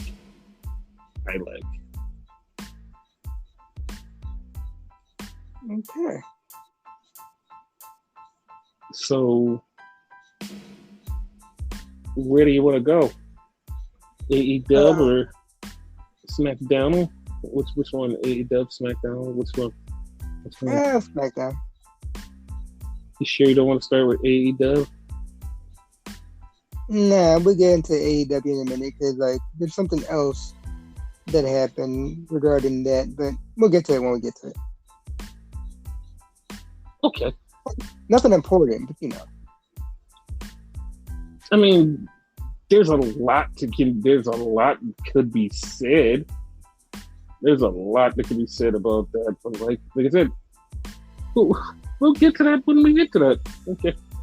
Okay. So, on to SmackDown. Yes, sir.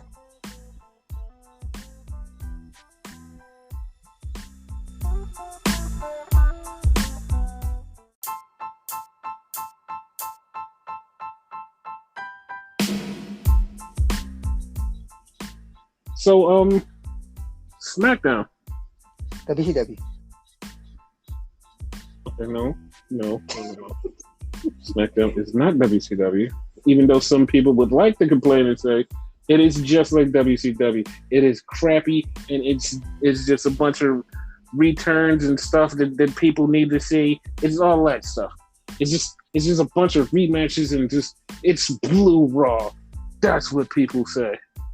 And I don't know how to explain to them that they're stupid. So I don't. That's it. Can't explain to people that they're stupid. That's true. Because stupid people don't know that they're stupid. Exactly. Okay. So, what did you think of SmackDown? It was great. Like they had a pay-per-view caliber main event, in my opinion. Well, here's the funny part about that, because 24 hours ago, Rey Mysterio tweeted, "I can't wait any longer. I want a Hell in a Cell match with Roman Reigns tomorrow on SmackDown. I want it. Give it to me." So Paul Heyman and Roman Reigns tweeted, "You know what? I'll do it tomorrow. No Sunday. We'll do it tomorrow." Like, okay. 24 hours notice, Hell in a Cell match for the title on SmackDown. Like, it was good. Only gripe I have is the fact that it was supposed to be in the pay-per-view. Minor gripe, yes. But, that's the only thing. Otherwise, it was a great match. But we'll get to that. Yes. So it started out with Rey Mysterio coming out talking about Roman Reigns. So, Roman, I'm going to beat you tonight. Matter of fact, I don't want to wait. Let's do it now, Roman. Me and you. Now, right now. The cage lowers. So he calls out Roman. Roman comes out. But he has on a t-shirt and pants and his hair in a bun and says, "No, we'll do this later. It's all my time. You don't roll me. I roll you." Okay. You're right, Roman. See you later. Love you. That's what it seemed like Ray said. Right. So then we had a tag team match with Apollo Cruz in Commander Aziz versus Kevin Owens and they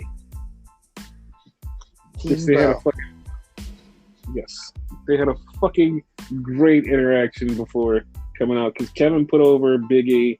And Big E said, "Yeah, I'm just happy to be with Kevin." And it's like, Kevin's like, "Well, that's all you're going to say?" Yeah. And then he gets into his preacher voice and he scares the shit out of Kevin. And Kevin's like, "Whoa, what the fuck?" That shit is hilarious. So they're having a match. In middle of the match, Sami Zayn comes down to do commentary. He's talking bad about Kevin Owens and talking crap about Kevin Owens. So they have this match, and Commander Aziz gets the win because he pops Kevin Owens in the throat. That's it. And it's like, okay, he gets the win. But Commander Aziz is not that good. I'm sorry, he's not that good. You're being nice. You're being nice. Okay, he's not that good in the ring. There you go.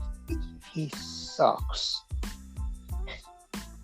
Okay. Not only that, but Commander Aziz is a perfect name for him, because he legit made me go to sleep. Like, I caught some Z's. Wow. So Kevin Owens laid out. Sami Zayn goes in the back, makes fun of him, and we wind up getting Kevin Owens eventually coming in and saying, "Hey, I want to fight Sami at Hell in a Cell." So Sami and Kevin is now added to Hell in a Cell, replacing Roman and Rey Mysterio.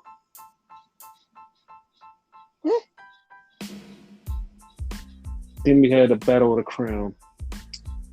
Bartender Cabron versus Shinsuke Nakamura. So they had a match, a good match. And Shinsuke Nakamura wins. He wins, and he's now the king.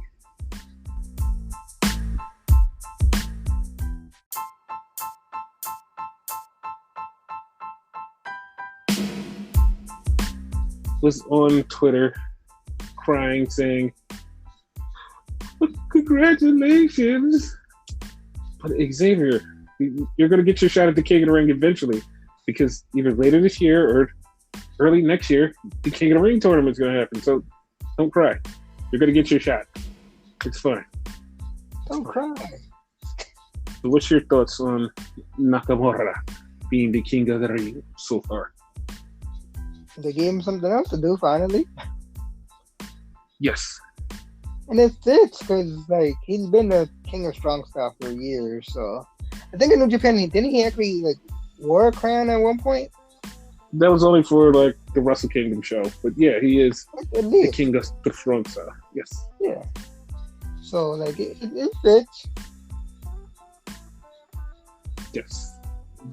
Then we had Bianca Belair. She comes out, she's cutting her promo talking about Bayley. And she challenges Bayley to a Hell in a Cell at Hell in a Cell. They're going to have a match, Hell in a Cell. Bayley comes out and attacks her, gets her ass beat. Then Bayley beats her ass. So, yeah. Hilarious. And Bayley was standing over her with the title, just being Bayley. So yeah, how do you feel about this match turning into a Hell in a Cell? It needed a stipulation, so I'm fine with it. Okay. People would talk about like hair versus hair and whatever, which would have been. Yeah, no, this is fine. Yeah, it's fine. Then we had Roman and Jimmy Uso. So Jimmy comes in and tells Roman, "Yo, I understand what you was trying to tell me last week. Got you." Roman asked him, did he talk to Jay? He said, no, I've been looking for him. I've been calling him. I'm trying to get in touch with him. I haven't seen him. So Jimmy was like, listen, Roman, yo, if you need me, I got you. And like, Roman was like, I don't need that. I need you to go find your brother. So Roman basically sends Jimmy to go find Jay. So a little bit of it is like Jimmy feels like he's not worth anything to Roman, and now he has to prove himself to Roman. And Roman kind of made him feel that way. Mm-hmm. But I think he's learning this place. Jimmy, right? Yeah, I said Jimmy. Okay. So then we had Alpha Academy, Otis versus Street Profits, Angelo Dawkins, who's injured already. So Alpha Academy, Otis beats the living hell out of Angelo Dawkins, who's already injured, and beats him up some more, injures him a little more. And yeah, that's how it is. He lays him out. It wasn't even a fucking match.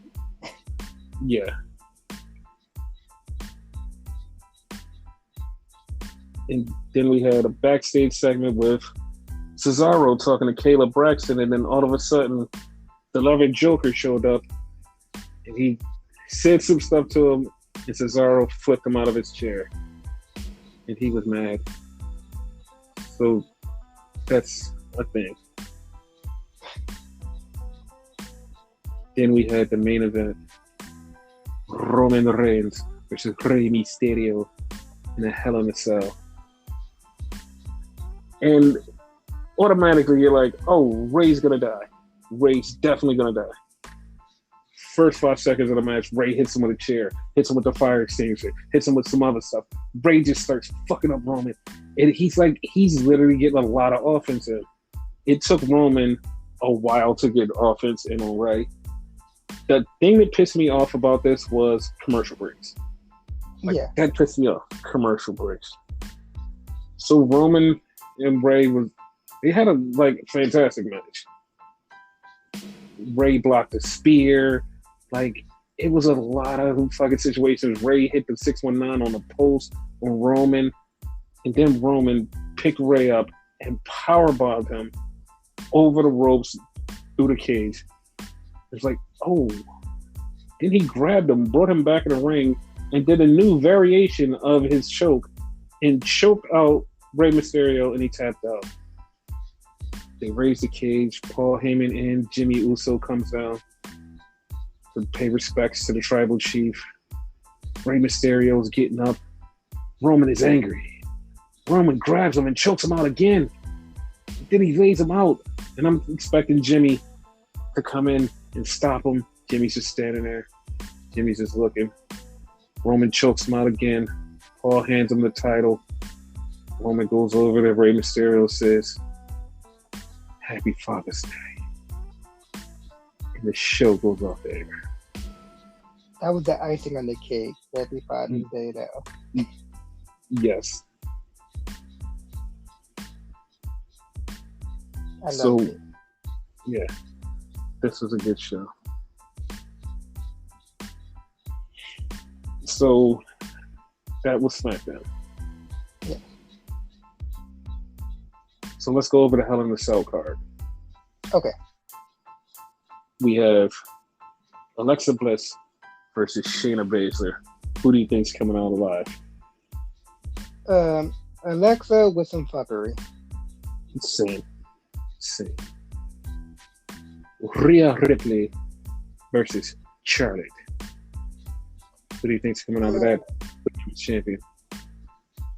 I'm gonna say not Charlotte. Like everybody expects Charlotte to win, but like I'm gonna say Rhea because she needs her win back. Yeah, I'm 100% with Rhea.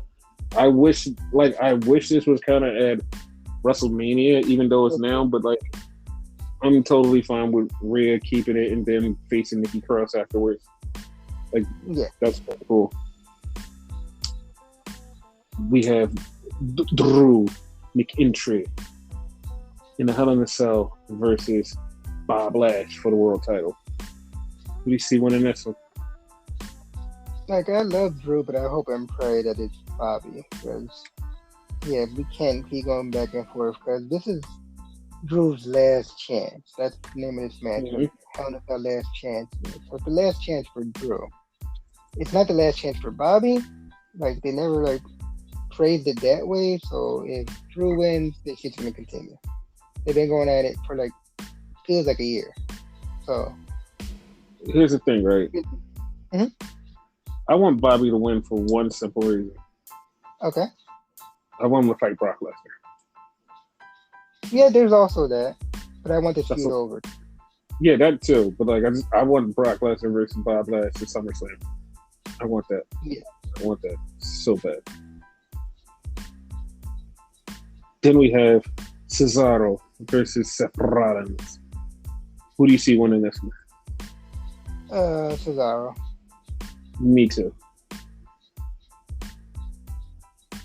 Like, I see him winning this and Seth going crazy and then eventually getting his ass kicked by some guy who hasn't been around for a long time and just really throws a good spear and having a SummerSlam match.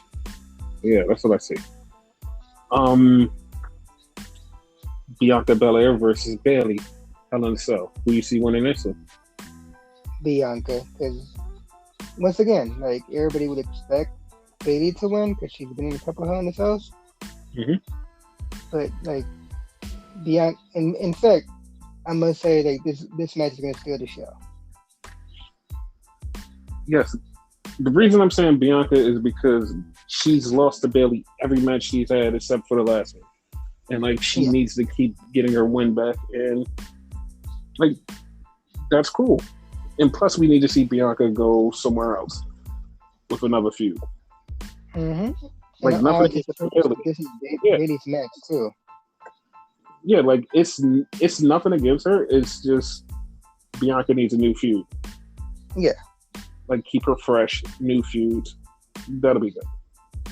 Exactly. And then we have Sammy versus Kevin Owens. Who do you see winning this match? Honestly, like, they've been going at it forever, as the meme goes. So, like, really can't say because I really don't care anymore. Like, I like them both, but like, at this point, like, it's been going on so long. Like, I don't care. They're gonna have a great match. So, right. I know there's a cop out, but yeah, it was a lot of people backstage tonight. There was a lot of people backstage. Karrion Kross was backstage at SmackDown. Him and Scarlett. Bronson Reed was there. I don't know why they were there, but they were there. And also somebody who was at the Performance Center earlier who was training with Indy Hartwell, she's looking in better shape than ever. You know, the man, Becky Lynch. Yeah, she was around today. So the man did come around. So it seems like she could be showing up at SummerSlam, which is a huge possibility. And just throwing it out there, like a money match that I would pay to see, and like we haven't actually seen. And also, if the feud was built up right, it would be a big contender. Becky versus Bayley. We never got that. We never got that official Becky versus Bayley feud. That is true. So yeah, that's something we can look forward to with SummerSlam. Because SummerSlam is WrestleMania Part 2, or the real WrestleMania this year. We'll see how that goes. But yeah, that's Smackdown. That's the land of smacking down in EEW. So it's time to go to Dynamite. EW. Yeah. That's where we're going. It's originally said that, y'all. Yes. So it's like they have been in the news all week. Like all week for a lot of things that's been going on. It's been a lot of things in the news about AEW. So let's start off with the AEW.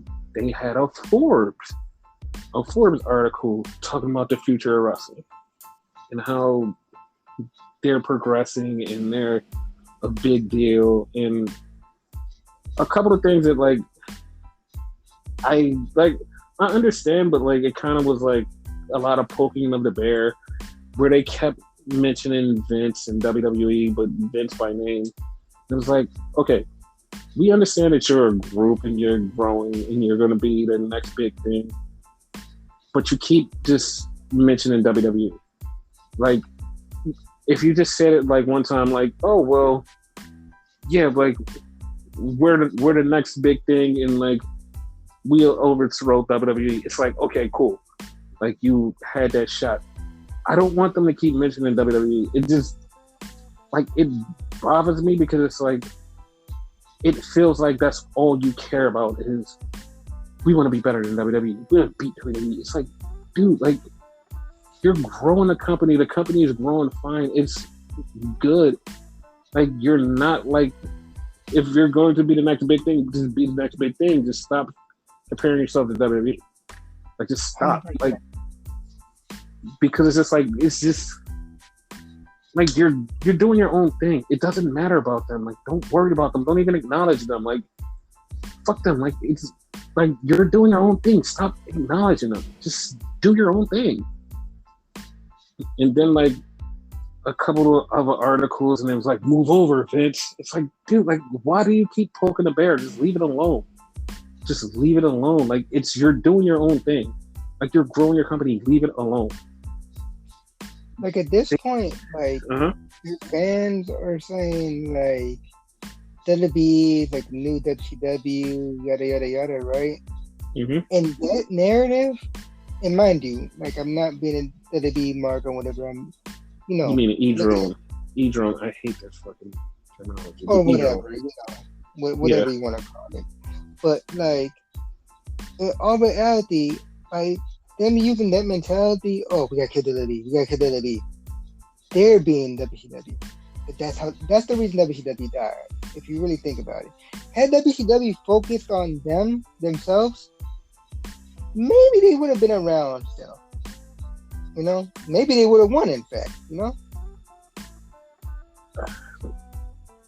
I can't give you an answer to that.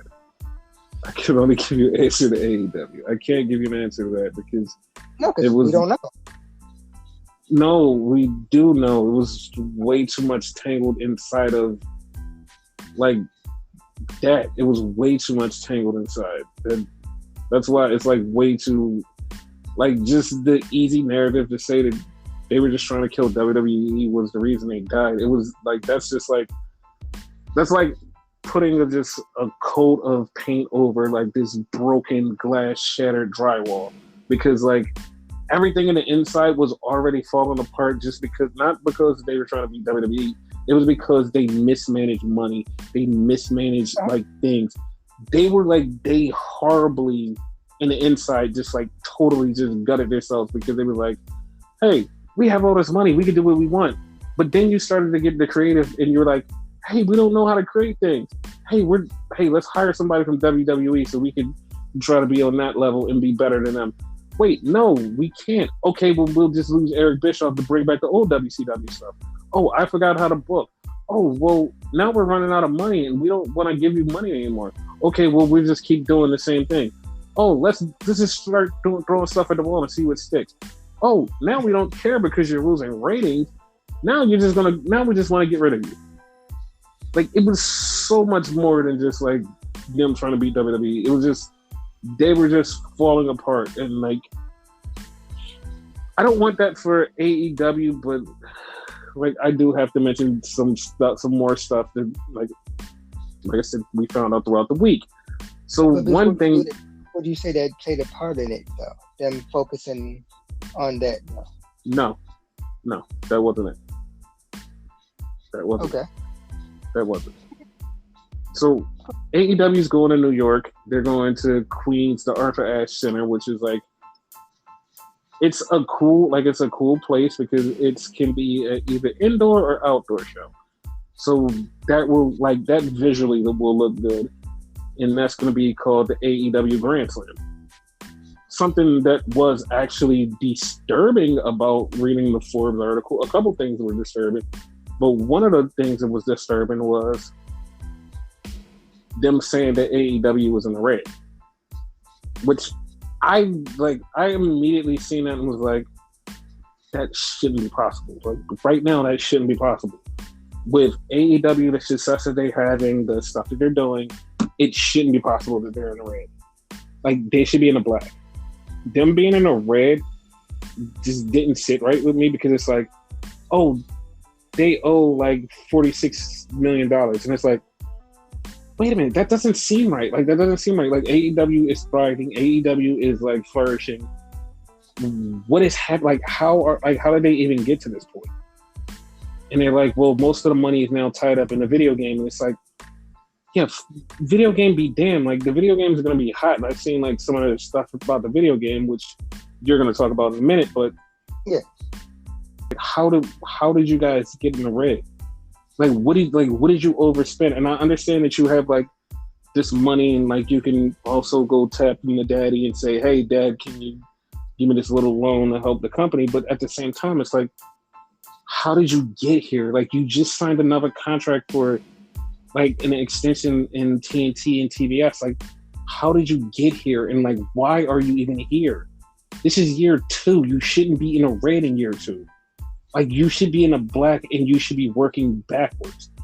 This doesn't make any sense. Like, I'm so baffled. Nobody is talking about it because everybody's like, oh no, that's just how stuff goes in the first year.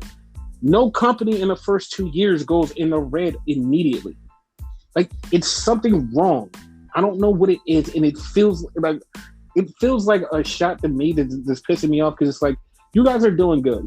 You guys are everywhere. You're getting all of this publicity. You're getting people, the fans are loving you, and like the WWE hate is like exclusively higher, and like you guys are the only other program that people are watching. It's like, you have all of these things going for you. How are you in the red? This doesn't make sense. It fucking doesn't make sense.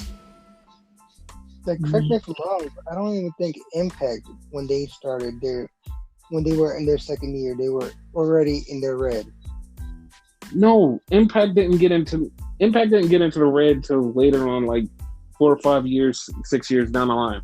Like, they got in the red back then, like later, because they were doing so well that they had enough money where they were like, all right, we're doing well, we can coast. And then when they got in the red, that's when Dixie Carter had to show up and buy out the company. And that's what's bothering me. It's like I said, They're the hottest company around. Why are they in the red? And like, people can say, "Oh, it's the pandemic." Dude, like, if that's the case, Ring of Honor should have been in the red. Ring of Honor wasn't in the red. Ring of Honor broke even. So why are they? Fucking New Japan should be in the red. And New Japan had fucking like triple COVID. So like, I don't understand why this successful big company is in the red already in year 2. Like, this doesn't make sense. It doesn't make sense. Impact's not even in the red. And you know they've had trouble for years on and off. Exactly, and like that's what bothered me. And like, a lot of people just totally fucking glossed over it. It's like, why? Like, they're like, oh, some companies take losses in the first couple of years. No, they don't. Like, AEW was doing good. Like, they have multiple fucking deals. What do you mean? Like, how are they in a red? Like, this doesn't make sense to me. They have 2 YouTube shows. They have a successful show on TNT. They have a second one coming on TBS. So it's like, what the fuck? Yeah, so like, they have all of these like successful things, and like, they're mostly like they're not all sellouts, but they're doing like good with ticket sales. It's like, yeah, it's like, the fuck is happening? Like, the fuck is happening? Like, I don't get it. Like, you wanted to talk about the video game, and then I'm gonna go back into like more stuff that we read. But go ahead. No, but like a little bit to add on to what you said. Like, the video game, they have 3 video games. They have what is it? The console game, but that's pretty much gonna be on all consoles. They have the 2 mobile games, and then on top of that, merch. Merch has to be a big factor in that too. So how the fuck? Yeah. But anyway, yeah, like I was saying, the console game, they showed Darby Allin and whatever, and like, game like looks like an improvement. Like, it looks way better than what they originally showed. They're still, I want to say, in beta, but it's better. Like, it's gonna be a good game, so I'm anticipating it. Okay. Yeah. So another thing that I read was printed in Forbes. Like, this was literally printed in Forbes. It was retracted later, but it was literally printed in Forbes, where they mentioned 2 quote unquote wrestling journalists getting paid by AEW. They later on retracted and said, "Oh, we made a mistake. Tony was just talking about them." It literally said that they were on the payroll, and it's like, okay, like it's just one of those. Okay, like you're really gonna do this and then just like retract the statement? Like, no, get that out of here. That's not. It's like, and it's like, it's stuff that we already like speculated, and then like those same people was like, nope, that never happened. That was just a misprint. It's like, that wasn't a misprint where they had to retract it like hours later. It's like Tony told them to take that out. And it's like, I just, like, it actually boggled my mind, because it was like, the fuck? Like, it's like, really, like, it was, Question about that, right? Okay, so Forbes, they're like a legit, like, I guess, for like a better term, newspaper or whatever? No, they're not a newspaper. They're the main business magazine. They only report on top businesses and like business stuff. Yeah. So, if they have something there that's actual factual, right? Can like for instance, us and whatever, we're in there, whatever, and like we say something fucked up, can we retract? Like, is that a legal thing? Yes, you can retract. If you say that I misspoke, yes, they can like retract it. Even if it's 100% factual and you say I misspoke and they take it out, they'll take it out as a retraction, but it'll still be like, the people who've seen it and know it be like, I read it, but like, even though it's a retraction, I read it. I read what was said. I seen it. Like you printed it and went out. We seen it. Like there's been stuff like when Marvel and like other movie companies would say something and like it would be like a spoiler or something, and Forbes would print it because it was part of the article, and then they would take it out as a retraction, but everybody would see it already. They're like, "Oh, we seen it. We know the spoiler. We know the thing. Like you hired this person for this reason, and that's what's up." And like they would take it out, but like, no. We didn't mean to say that. Like it was wrong, and it's like, but it's still a fact. And then like later on, they'll just like the thing that was retracted, they'll just like own up to what was retracted. Gotcha. It's like you already said it, but you like don't want it out there right now. But it's fine. Like I said, it's fine. Like I'm not gonna bitch about it because I'm not a fucking bitch. But I am watching those people closely. And the funny part is, one of those people was like, "Oh, that was just a misquote." They literally said it was a misquote. The other persons just was like, "Oh, well, that's not true." Like that's what they said was that's not true, and it's like okay, but then turn right around and just like do 100% praise and like, guys, just because the company is in the red does not mean that anything bad is happening. It's like wait, do you actually? Never mind. Not even gonna go in there. Let's get to AEW. Let's get to the show. Right. So they started off with a MMA match with Wardlow and Jake Hager, and this match was a something. It's something. Jake Hager got his ass beat like most of the match, and then Wardlow wound up like getting his ass beat at the end. And like as soon as he got his ass beat, the match was over. Then Sean Spears came in there, but for a brief second, it looked like Wardlow and Jake Hager was going to shake hands. It's like, okay, they look like they're going to be cool. Sean Spears came in there, attacked Jake Hager. Then Jericho came in and attacked him, and they're just going back and forth, and they're beating everybody up until MJF comes out, and he puts Jericho's broken arm into the salt of the earth. Dean Malenko pulls him off. Dean Malenko's standing there, and MJF is looking like he's going to punch Dean Malenko. Then he's like, I'm not going to punch you. Then he punches him, and JR's like, that man has Parkinson's. And MJF is standing there, and he's showing off, and he's being all cool. And then all of a sudden, here comes Sammy Guevara, which is like 20 minutes late. Like, literally, Dean Malenko's laying there for like 3 or 4 minutes. MJF is just standing there. Everybody else is dead. Sammy just eventually shows the fuck up. And then he just like clears out MJF and Wardlow. Like he doesn't hit him, but like he chases him off. And he's acting like he's a superhero. And it's like, bro, you took 2 hours to show up. What are you doing? All your friends are already dead and like you came up. Yeah, but my music had to hit. Like I'm Vampiro style. Wow. Did it hit? Yeah, it hit. Like it hit. His music played, and then he showed up. I didn't even notice if his music hit or not. Yeah. So then we had a backstage interview with Frankie Kazarian, Eddie Kingston, and what was Pentagon. So Frankie Kazarian, like Renegade has been saying, is now taking over the Fallen Angel gimmick. Or like, or he's kind of.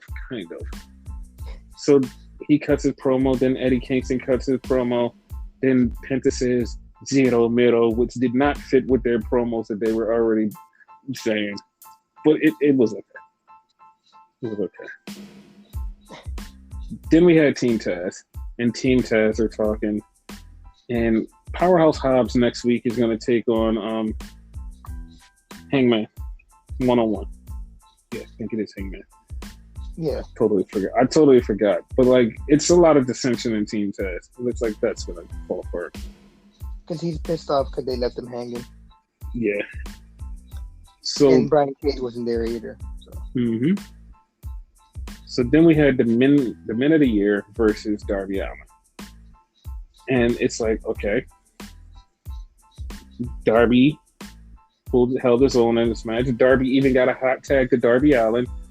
And he came back. That's not even a joke. That's not even a joke. He said that because his TV is faster than mine. He said that I'm like, that's funny. No, he legit went, and then all of a sudden, like, I don't know, he got like a second wind or something. He's like, what the fuck? He legit got the hot tag. Like, what the fuck? And then Ego cut him off, and like they're wrestling, and all of a sudden, Darby zip ties Ego's leg together, and so he throws him out. Scorpio comes in, and he has Scorpio it's looking like Darby's about to win. Ego grabs Darby's legs, throws him into the guardrail. He gets the bolt cutters, cuts his zip ties, gets back in the ring, winds up beating the hell out of Darby Allin and winning. And Darby's dead. Darby's so dead.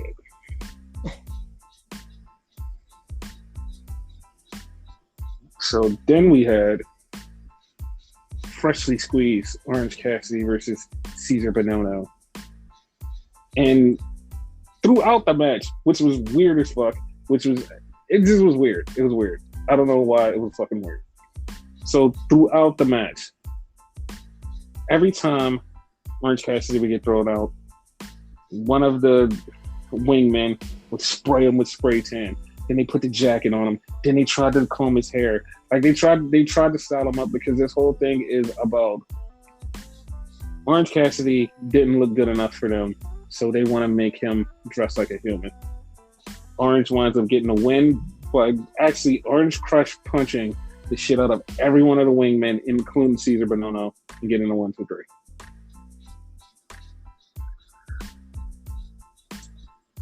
3. Anything to say? Fuck, nigga, it was fucking weird. Like, they put fucking spray tan on him because, like, apparently that's fucking Ryan Nemeth's thing. They fucking, what was the other thing? They combed his hair. They put an ugly looking jacket on him. What the hell? Like, yeah, that's all I can say about this match. What the hell? Yeah. So then we had Jungle Boy. He's coming in, and then in the go-kart, here comes Kenny, Don, and Michael Nakazawa. So Kenny is talking shit to Jungle Boy. Then he's like, I want you to hit me. Come on, hit me. I'll give you a first shot for free. Come on, ball up your knuckles. So Jungle Boy's like, nah, man, I'm not going to do it. I'd rather beat you in the ring. So Kenny gets into the little fisticuffs, but then he gets beat up. And then Michael Nakazawa gets beat up. And then Kenny runs off. And for some reason, they get into the go-kart. And Michael Nakazawa's trying to get in. And Kenny just goes, get the fuck out and you deal with him. And they drove off. I was like, oh, God. Is it me or when he like threw up the fucking like fisticuffs thing? Like I got fucking Dad Miz vibes. Yeah. It was something like that. So then we had the Hardy family office, and they're asking him about Christian. They're like, bro, what are you going to do about Christian? You keep beating up Christian. What are you going to do about Christian? Christian. So Christian comes and attacks him. I don't know how. They locked Christian into some kind of cage. Yes, they locked Christian Cage into a cage. And he locked it. And Hardy was talking shit to him. And their feud is going to fucking end sometime soon. Eventually, hopefully. Did you peep what he said and like how he lied though? How did he lie? He said something to the effect of, "Oh, I'm gonna let you like leave you in there for like an hour. I'm gonna come back and like you have to retire. Otherwise, I'm make you retire." But spoiler, he never came back for him like after the match. After the last segment with them. Yeah. Like we never seen. Right, yeah, we never seen anything else from them. So then we had a match between Aaron Solo and QT Marshall and the debuting Brock Anderson and the newly dead Cody Rhodes. Congratulations to Brandy and Cody. Huh? That wasn't Arn? No, that wasn't Arn. Oh, my bad. Yeah, congratulations to Cody and Brandy. Yeah, congratulations, guys, on their new daughter, Liberty Iris West. Liberty Iris Rose. So, yeah, bro. This match, like, it was, like, okay, if you're not a fan of, like, Arn Anderson and, like, you're not going to get a lot of things that Brock did in this match. Brock did a lot of Arn Anderson stuff where, like, the thing where he puts, like, stretches out your arm and stomps it. And, like, he did, like, a quick DDT on Aaron, like, was it Aaron Solo? Yeah, it was Aaron Solo. He's a little bit more agile than Arn. And he did get the pin. The only thing that I'm just, like, waiting to see, because I know it's not going to happen right now, I want to see him carry a match by himself. I want to see him go and, like, see what he has. Like, what he has to offer. Because I have this weird feeling that he's going to be really good. Like, he's going to be a star. Like, you can just go, like, okay, eventually, yeah, we putting money on this guy. This guy's going to kill it. Like, he probably, like, overshadow his dad, much like a Charlotte Flair and Ric Flair thing. Yes. So then we had a Jake the Snake and Archer promo. So Jake is talking about Archer and how evil Archer is. And then Archer just snaps and scares the shit out of him. He's like, what the fuck? He's like, all right. That's exactly what he said. He's like, all right. Shout out to Roman Reigns' dentist. Yes, because Jake the Snake had some very nice veneers. Way to go, Jake. So then we had Andrade El Idolo, and he's talking, and JR asked him, "What do you want to do here? Do you want the TNT title, or do you want the world title? What do you want here? Like what?" And Andrade was like, "I want both. I want the TNT title and the AEW title. I want both." And then he asked him, "What's the deal with Vicky Guerrero?" He said, "Vicky Guerrero's a third generation, like she's like someone close to me, but we have a surprise." So surprise is probably his manager. So that's the thing. Because he needs a manager. Yes. Then we get a Hangman Page and Dark Order thing, which once again leads into our thing. So they're talking to Adam Page and they're like, "Hey, you're gonna have a match against Will Hobbs coming up soon. So what do you think about the Kenny match?" Hangman goes, "Evil Uno had a match last week and he almost won the title. He's like, let's cheer to Evil Uno. Evil Uno. Like, he just goes straight to Evil Uno. And it's like, oh, you don't want to talk about the title match. You don't want to talk about it. Because he's the number 2 contender." He talked about 10 for a little while. He even talked about 5 jacket for some odd reason. Yes. It was funny. So yeah, he wants the title, but he's scared. He's scared. So then we had a women's match. Penelope Ford and Julia Hart. This match was sticky. Not in a bad way that you guys are saying sticky. It's sticky because I would say, like, I don't want to be discouraging to, like, wrestlers and be like, "Yo, your match sucked," or like, "You didn't do this." Like, it was something off about this match. Like, it felt like one of them hasn't wrestled in a while, and they were trying to get, like, their wrestling style back, and the other one was, like, just trying to go along with the flow, and it felt off. Like it felt off, and like I wanted to like both of these people in the ring and be like, yo, your match was like, it felt off. It felt broken. Like something was off, and like I just can't put my finger on it, but it just felt off. And like it was a couple times during the match where I was like, what are you trying to do there? But I guess more time in the ring would just like work itself out, because it's like I felt like something was off, and it was like something was just off, and I don't know what it was. It just was off. A little more time in the ring would help, because we said the same thing about Kanti, and she's doing like way better than she was. Yeah, and it's just like I said, I felt bad because like I wanted this match to like be such a blow-away, and everybody just talk about this match, but it was like, something was off. Yeah, like something was really off. But Penelope did win with the Mudalak. So that was a thing. Then, after the match, the Varsity Blondes get in the ring and they're trying to help Julia Hart out. But here's the thing. They're not going after Penelope Ford, because Penelope Ford wouldn't let go of her finisher. So Julia Hart is like still in the Mudalak, and it's like they're like, hey, let go. So all of a sudden, Miro comes out, and Miro goes, Penelope, where's Skip? He called him Skip. I'm not even gonna lie, he called him Skip. He did call him where's Skip?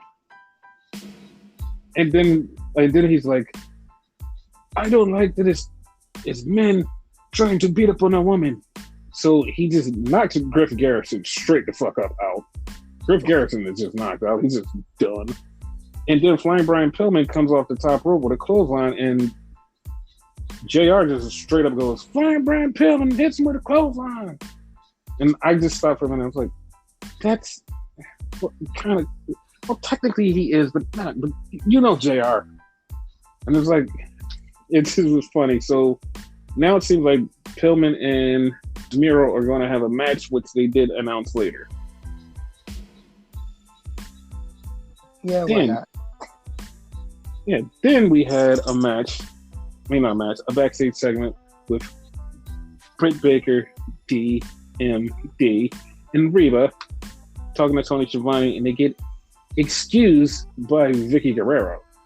Vicky Guerrero says, we're going to have a tag team match, okay? And this is going to be me and Nyla Rose versus you two. Okay. And that's exactly what Reba and Britt said, okay. So that's a setup match. Then we have a promo for FTR and Santana and Ortiz. It was a good promo.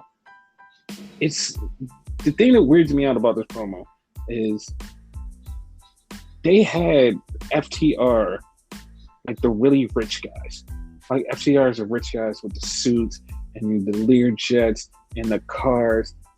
And it's like, okay, I don't get that vibe from FTR. It's like FTR is like the hard grind nose workers, is just like badass workers, and it's like you guys being like these super rich guys, like it's weird. Like, but it, I guess it's that's their gimmick. Like, I get it for the fact for the pinnacle, but that's it. Yeah, you know, man. Just for the fact that they're like, I guess horsemen-esque, but yes, like, what the fuck, you know? Like, when these guys started in AEW, they came in a fucking pickup truck. Yeah, it's like, like I said, like that's the only thing that weirded me out. It seemed like Proud and Powerful was a little bit slowly going back to the LAX roots, which I'm totally okay with. And I've wanted that tag team match for a while, and it seemed like we're gonna get it. Yeah. And then we had a backstage thing with Jade Cargill and her manager And Jade Cargill is now promoting hotels. She has hotels and she's that bitch. She also had a black belt on, so that was something. Yeah. And It's the hotel called That Bitch Hotel. yes. And then we had the main event. Penta, Frankie Kazarian, Eddie Kingston versus Matt Jackson, and Gallows and Anderson. Speaking of Gallows and Anderson will be in a tag team tournament in New Japan, which will be airing on New Japan Strong on the New Japan World service. I think it is next week or the week after. It's going to start. They're going to have like a little tag team tournament thing. So that's good that they're going back to New Japan. I'm happy about that. That's the only thing that makes me happy about them these days. But yeah. I kind of worry about them a little bit though, because they're working AEW, they're working Impact, and now they're working New Japan. Like they're kind of overworking, I guess. But I guess that comes with the territory too. But, you know. Okay, I'm gonna say something that's gonna sound really fucked up. Okay. Have you seen them? Have you seen them lately? Have you actually paid attention to them lately? Have you seen what they've been doing? Have you watched them have matches? Yeah. Like in AEW, the last time they had a match was like a month and a half ago. The last time they had a match in fucking Impact was a month and a half ago. They literally just work like random dates. They show up. They come there. They show up. They just look like them. They don't wrestle. Like so you say, oh, they're gonna outwork themselves. No, they're just gonna put some more mileage on their cars because they literally do nothing. Like they have until right now, it's been a month and a half since they have wrestled, dude. And I mean both companies, like they haven't done shit. It's like, what are they doing? You're right. So yeah, like you don't have to worry about that. You don't have to worry about that. Cool. So they had the 6-man, and it was okay match. I don't know. It just seemed like weird. It's not weird like something was off. It seemed weird because it's like a weird trio against another weird trio, and they're like, it's weird. But the Young Bucks and the Good Brothers got a win because Nick Jackson came out, sprayed Penta in the face. Penta went down. The Good Brothers got the pin. 1, 2, 3. They won the match. They're celebrating, spraying each other down with some icy hot, and just that's it. End of the show. Show's over. Not a thing. It was alright. Like you didn't feel any kind of way about that? Just like anything? I mean, the only thing like really weird was like that ending. Like, oh my god, he sprayed him in the face, but yet minutes later, you're legit almost spraying Anderson in the fucking face, and he's no selling that shit. Like, and that's right on the fucking camera. Like. Okay, I can give them that because, dude. All right, here's the thing. Mm-hmm. He sprayed him right in the face while he's about to do a move. He catches him off guard. I can't see. He falls down. You know what I mean?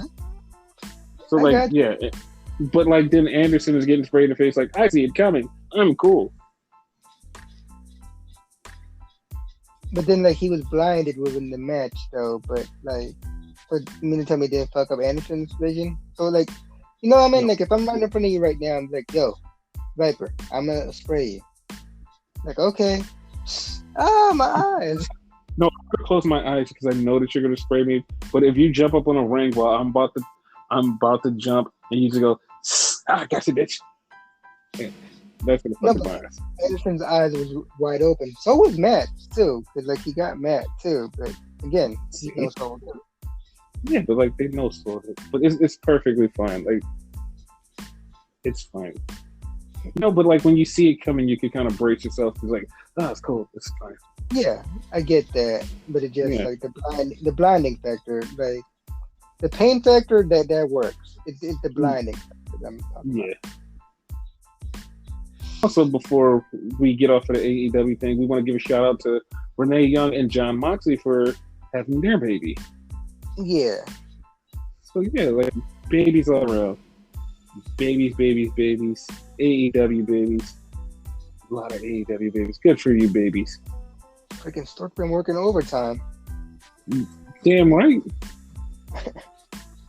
It's the COVID story. COVID Stork. Yeah, hell yeah. Dude, like, think about it. All of these babies pop up a year after COVID, which means they had to, COVID stuck in the house, and hey, we ain't got nothing to do. We might as well just do that. Yup, we gonna do that. That's the thing.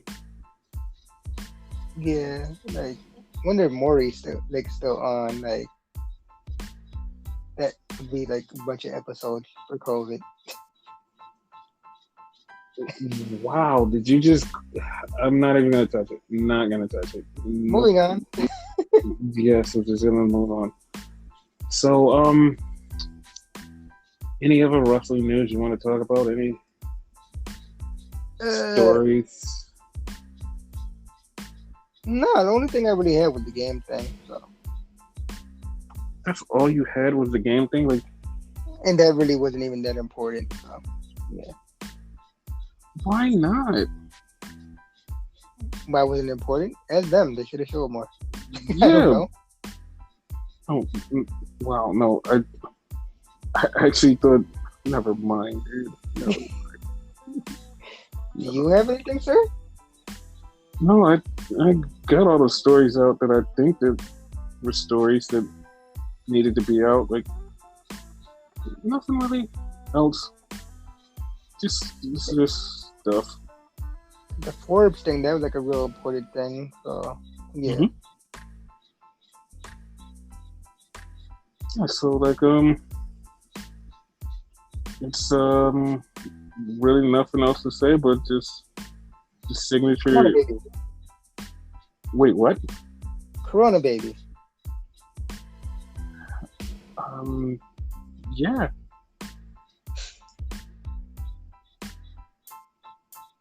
So yeah, I don't know what else to say, but fuck that shit.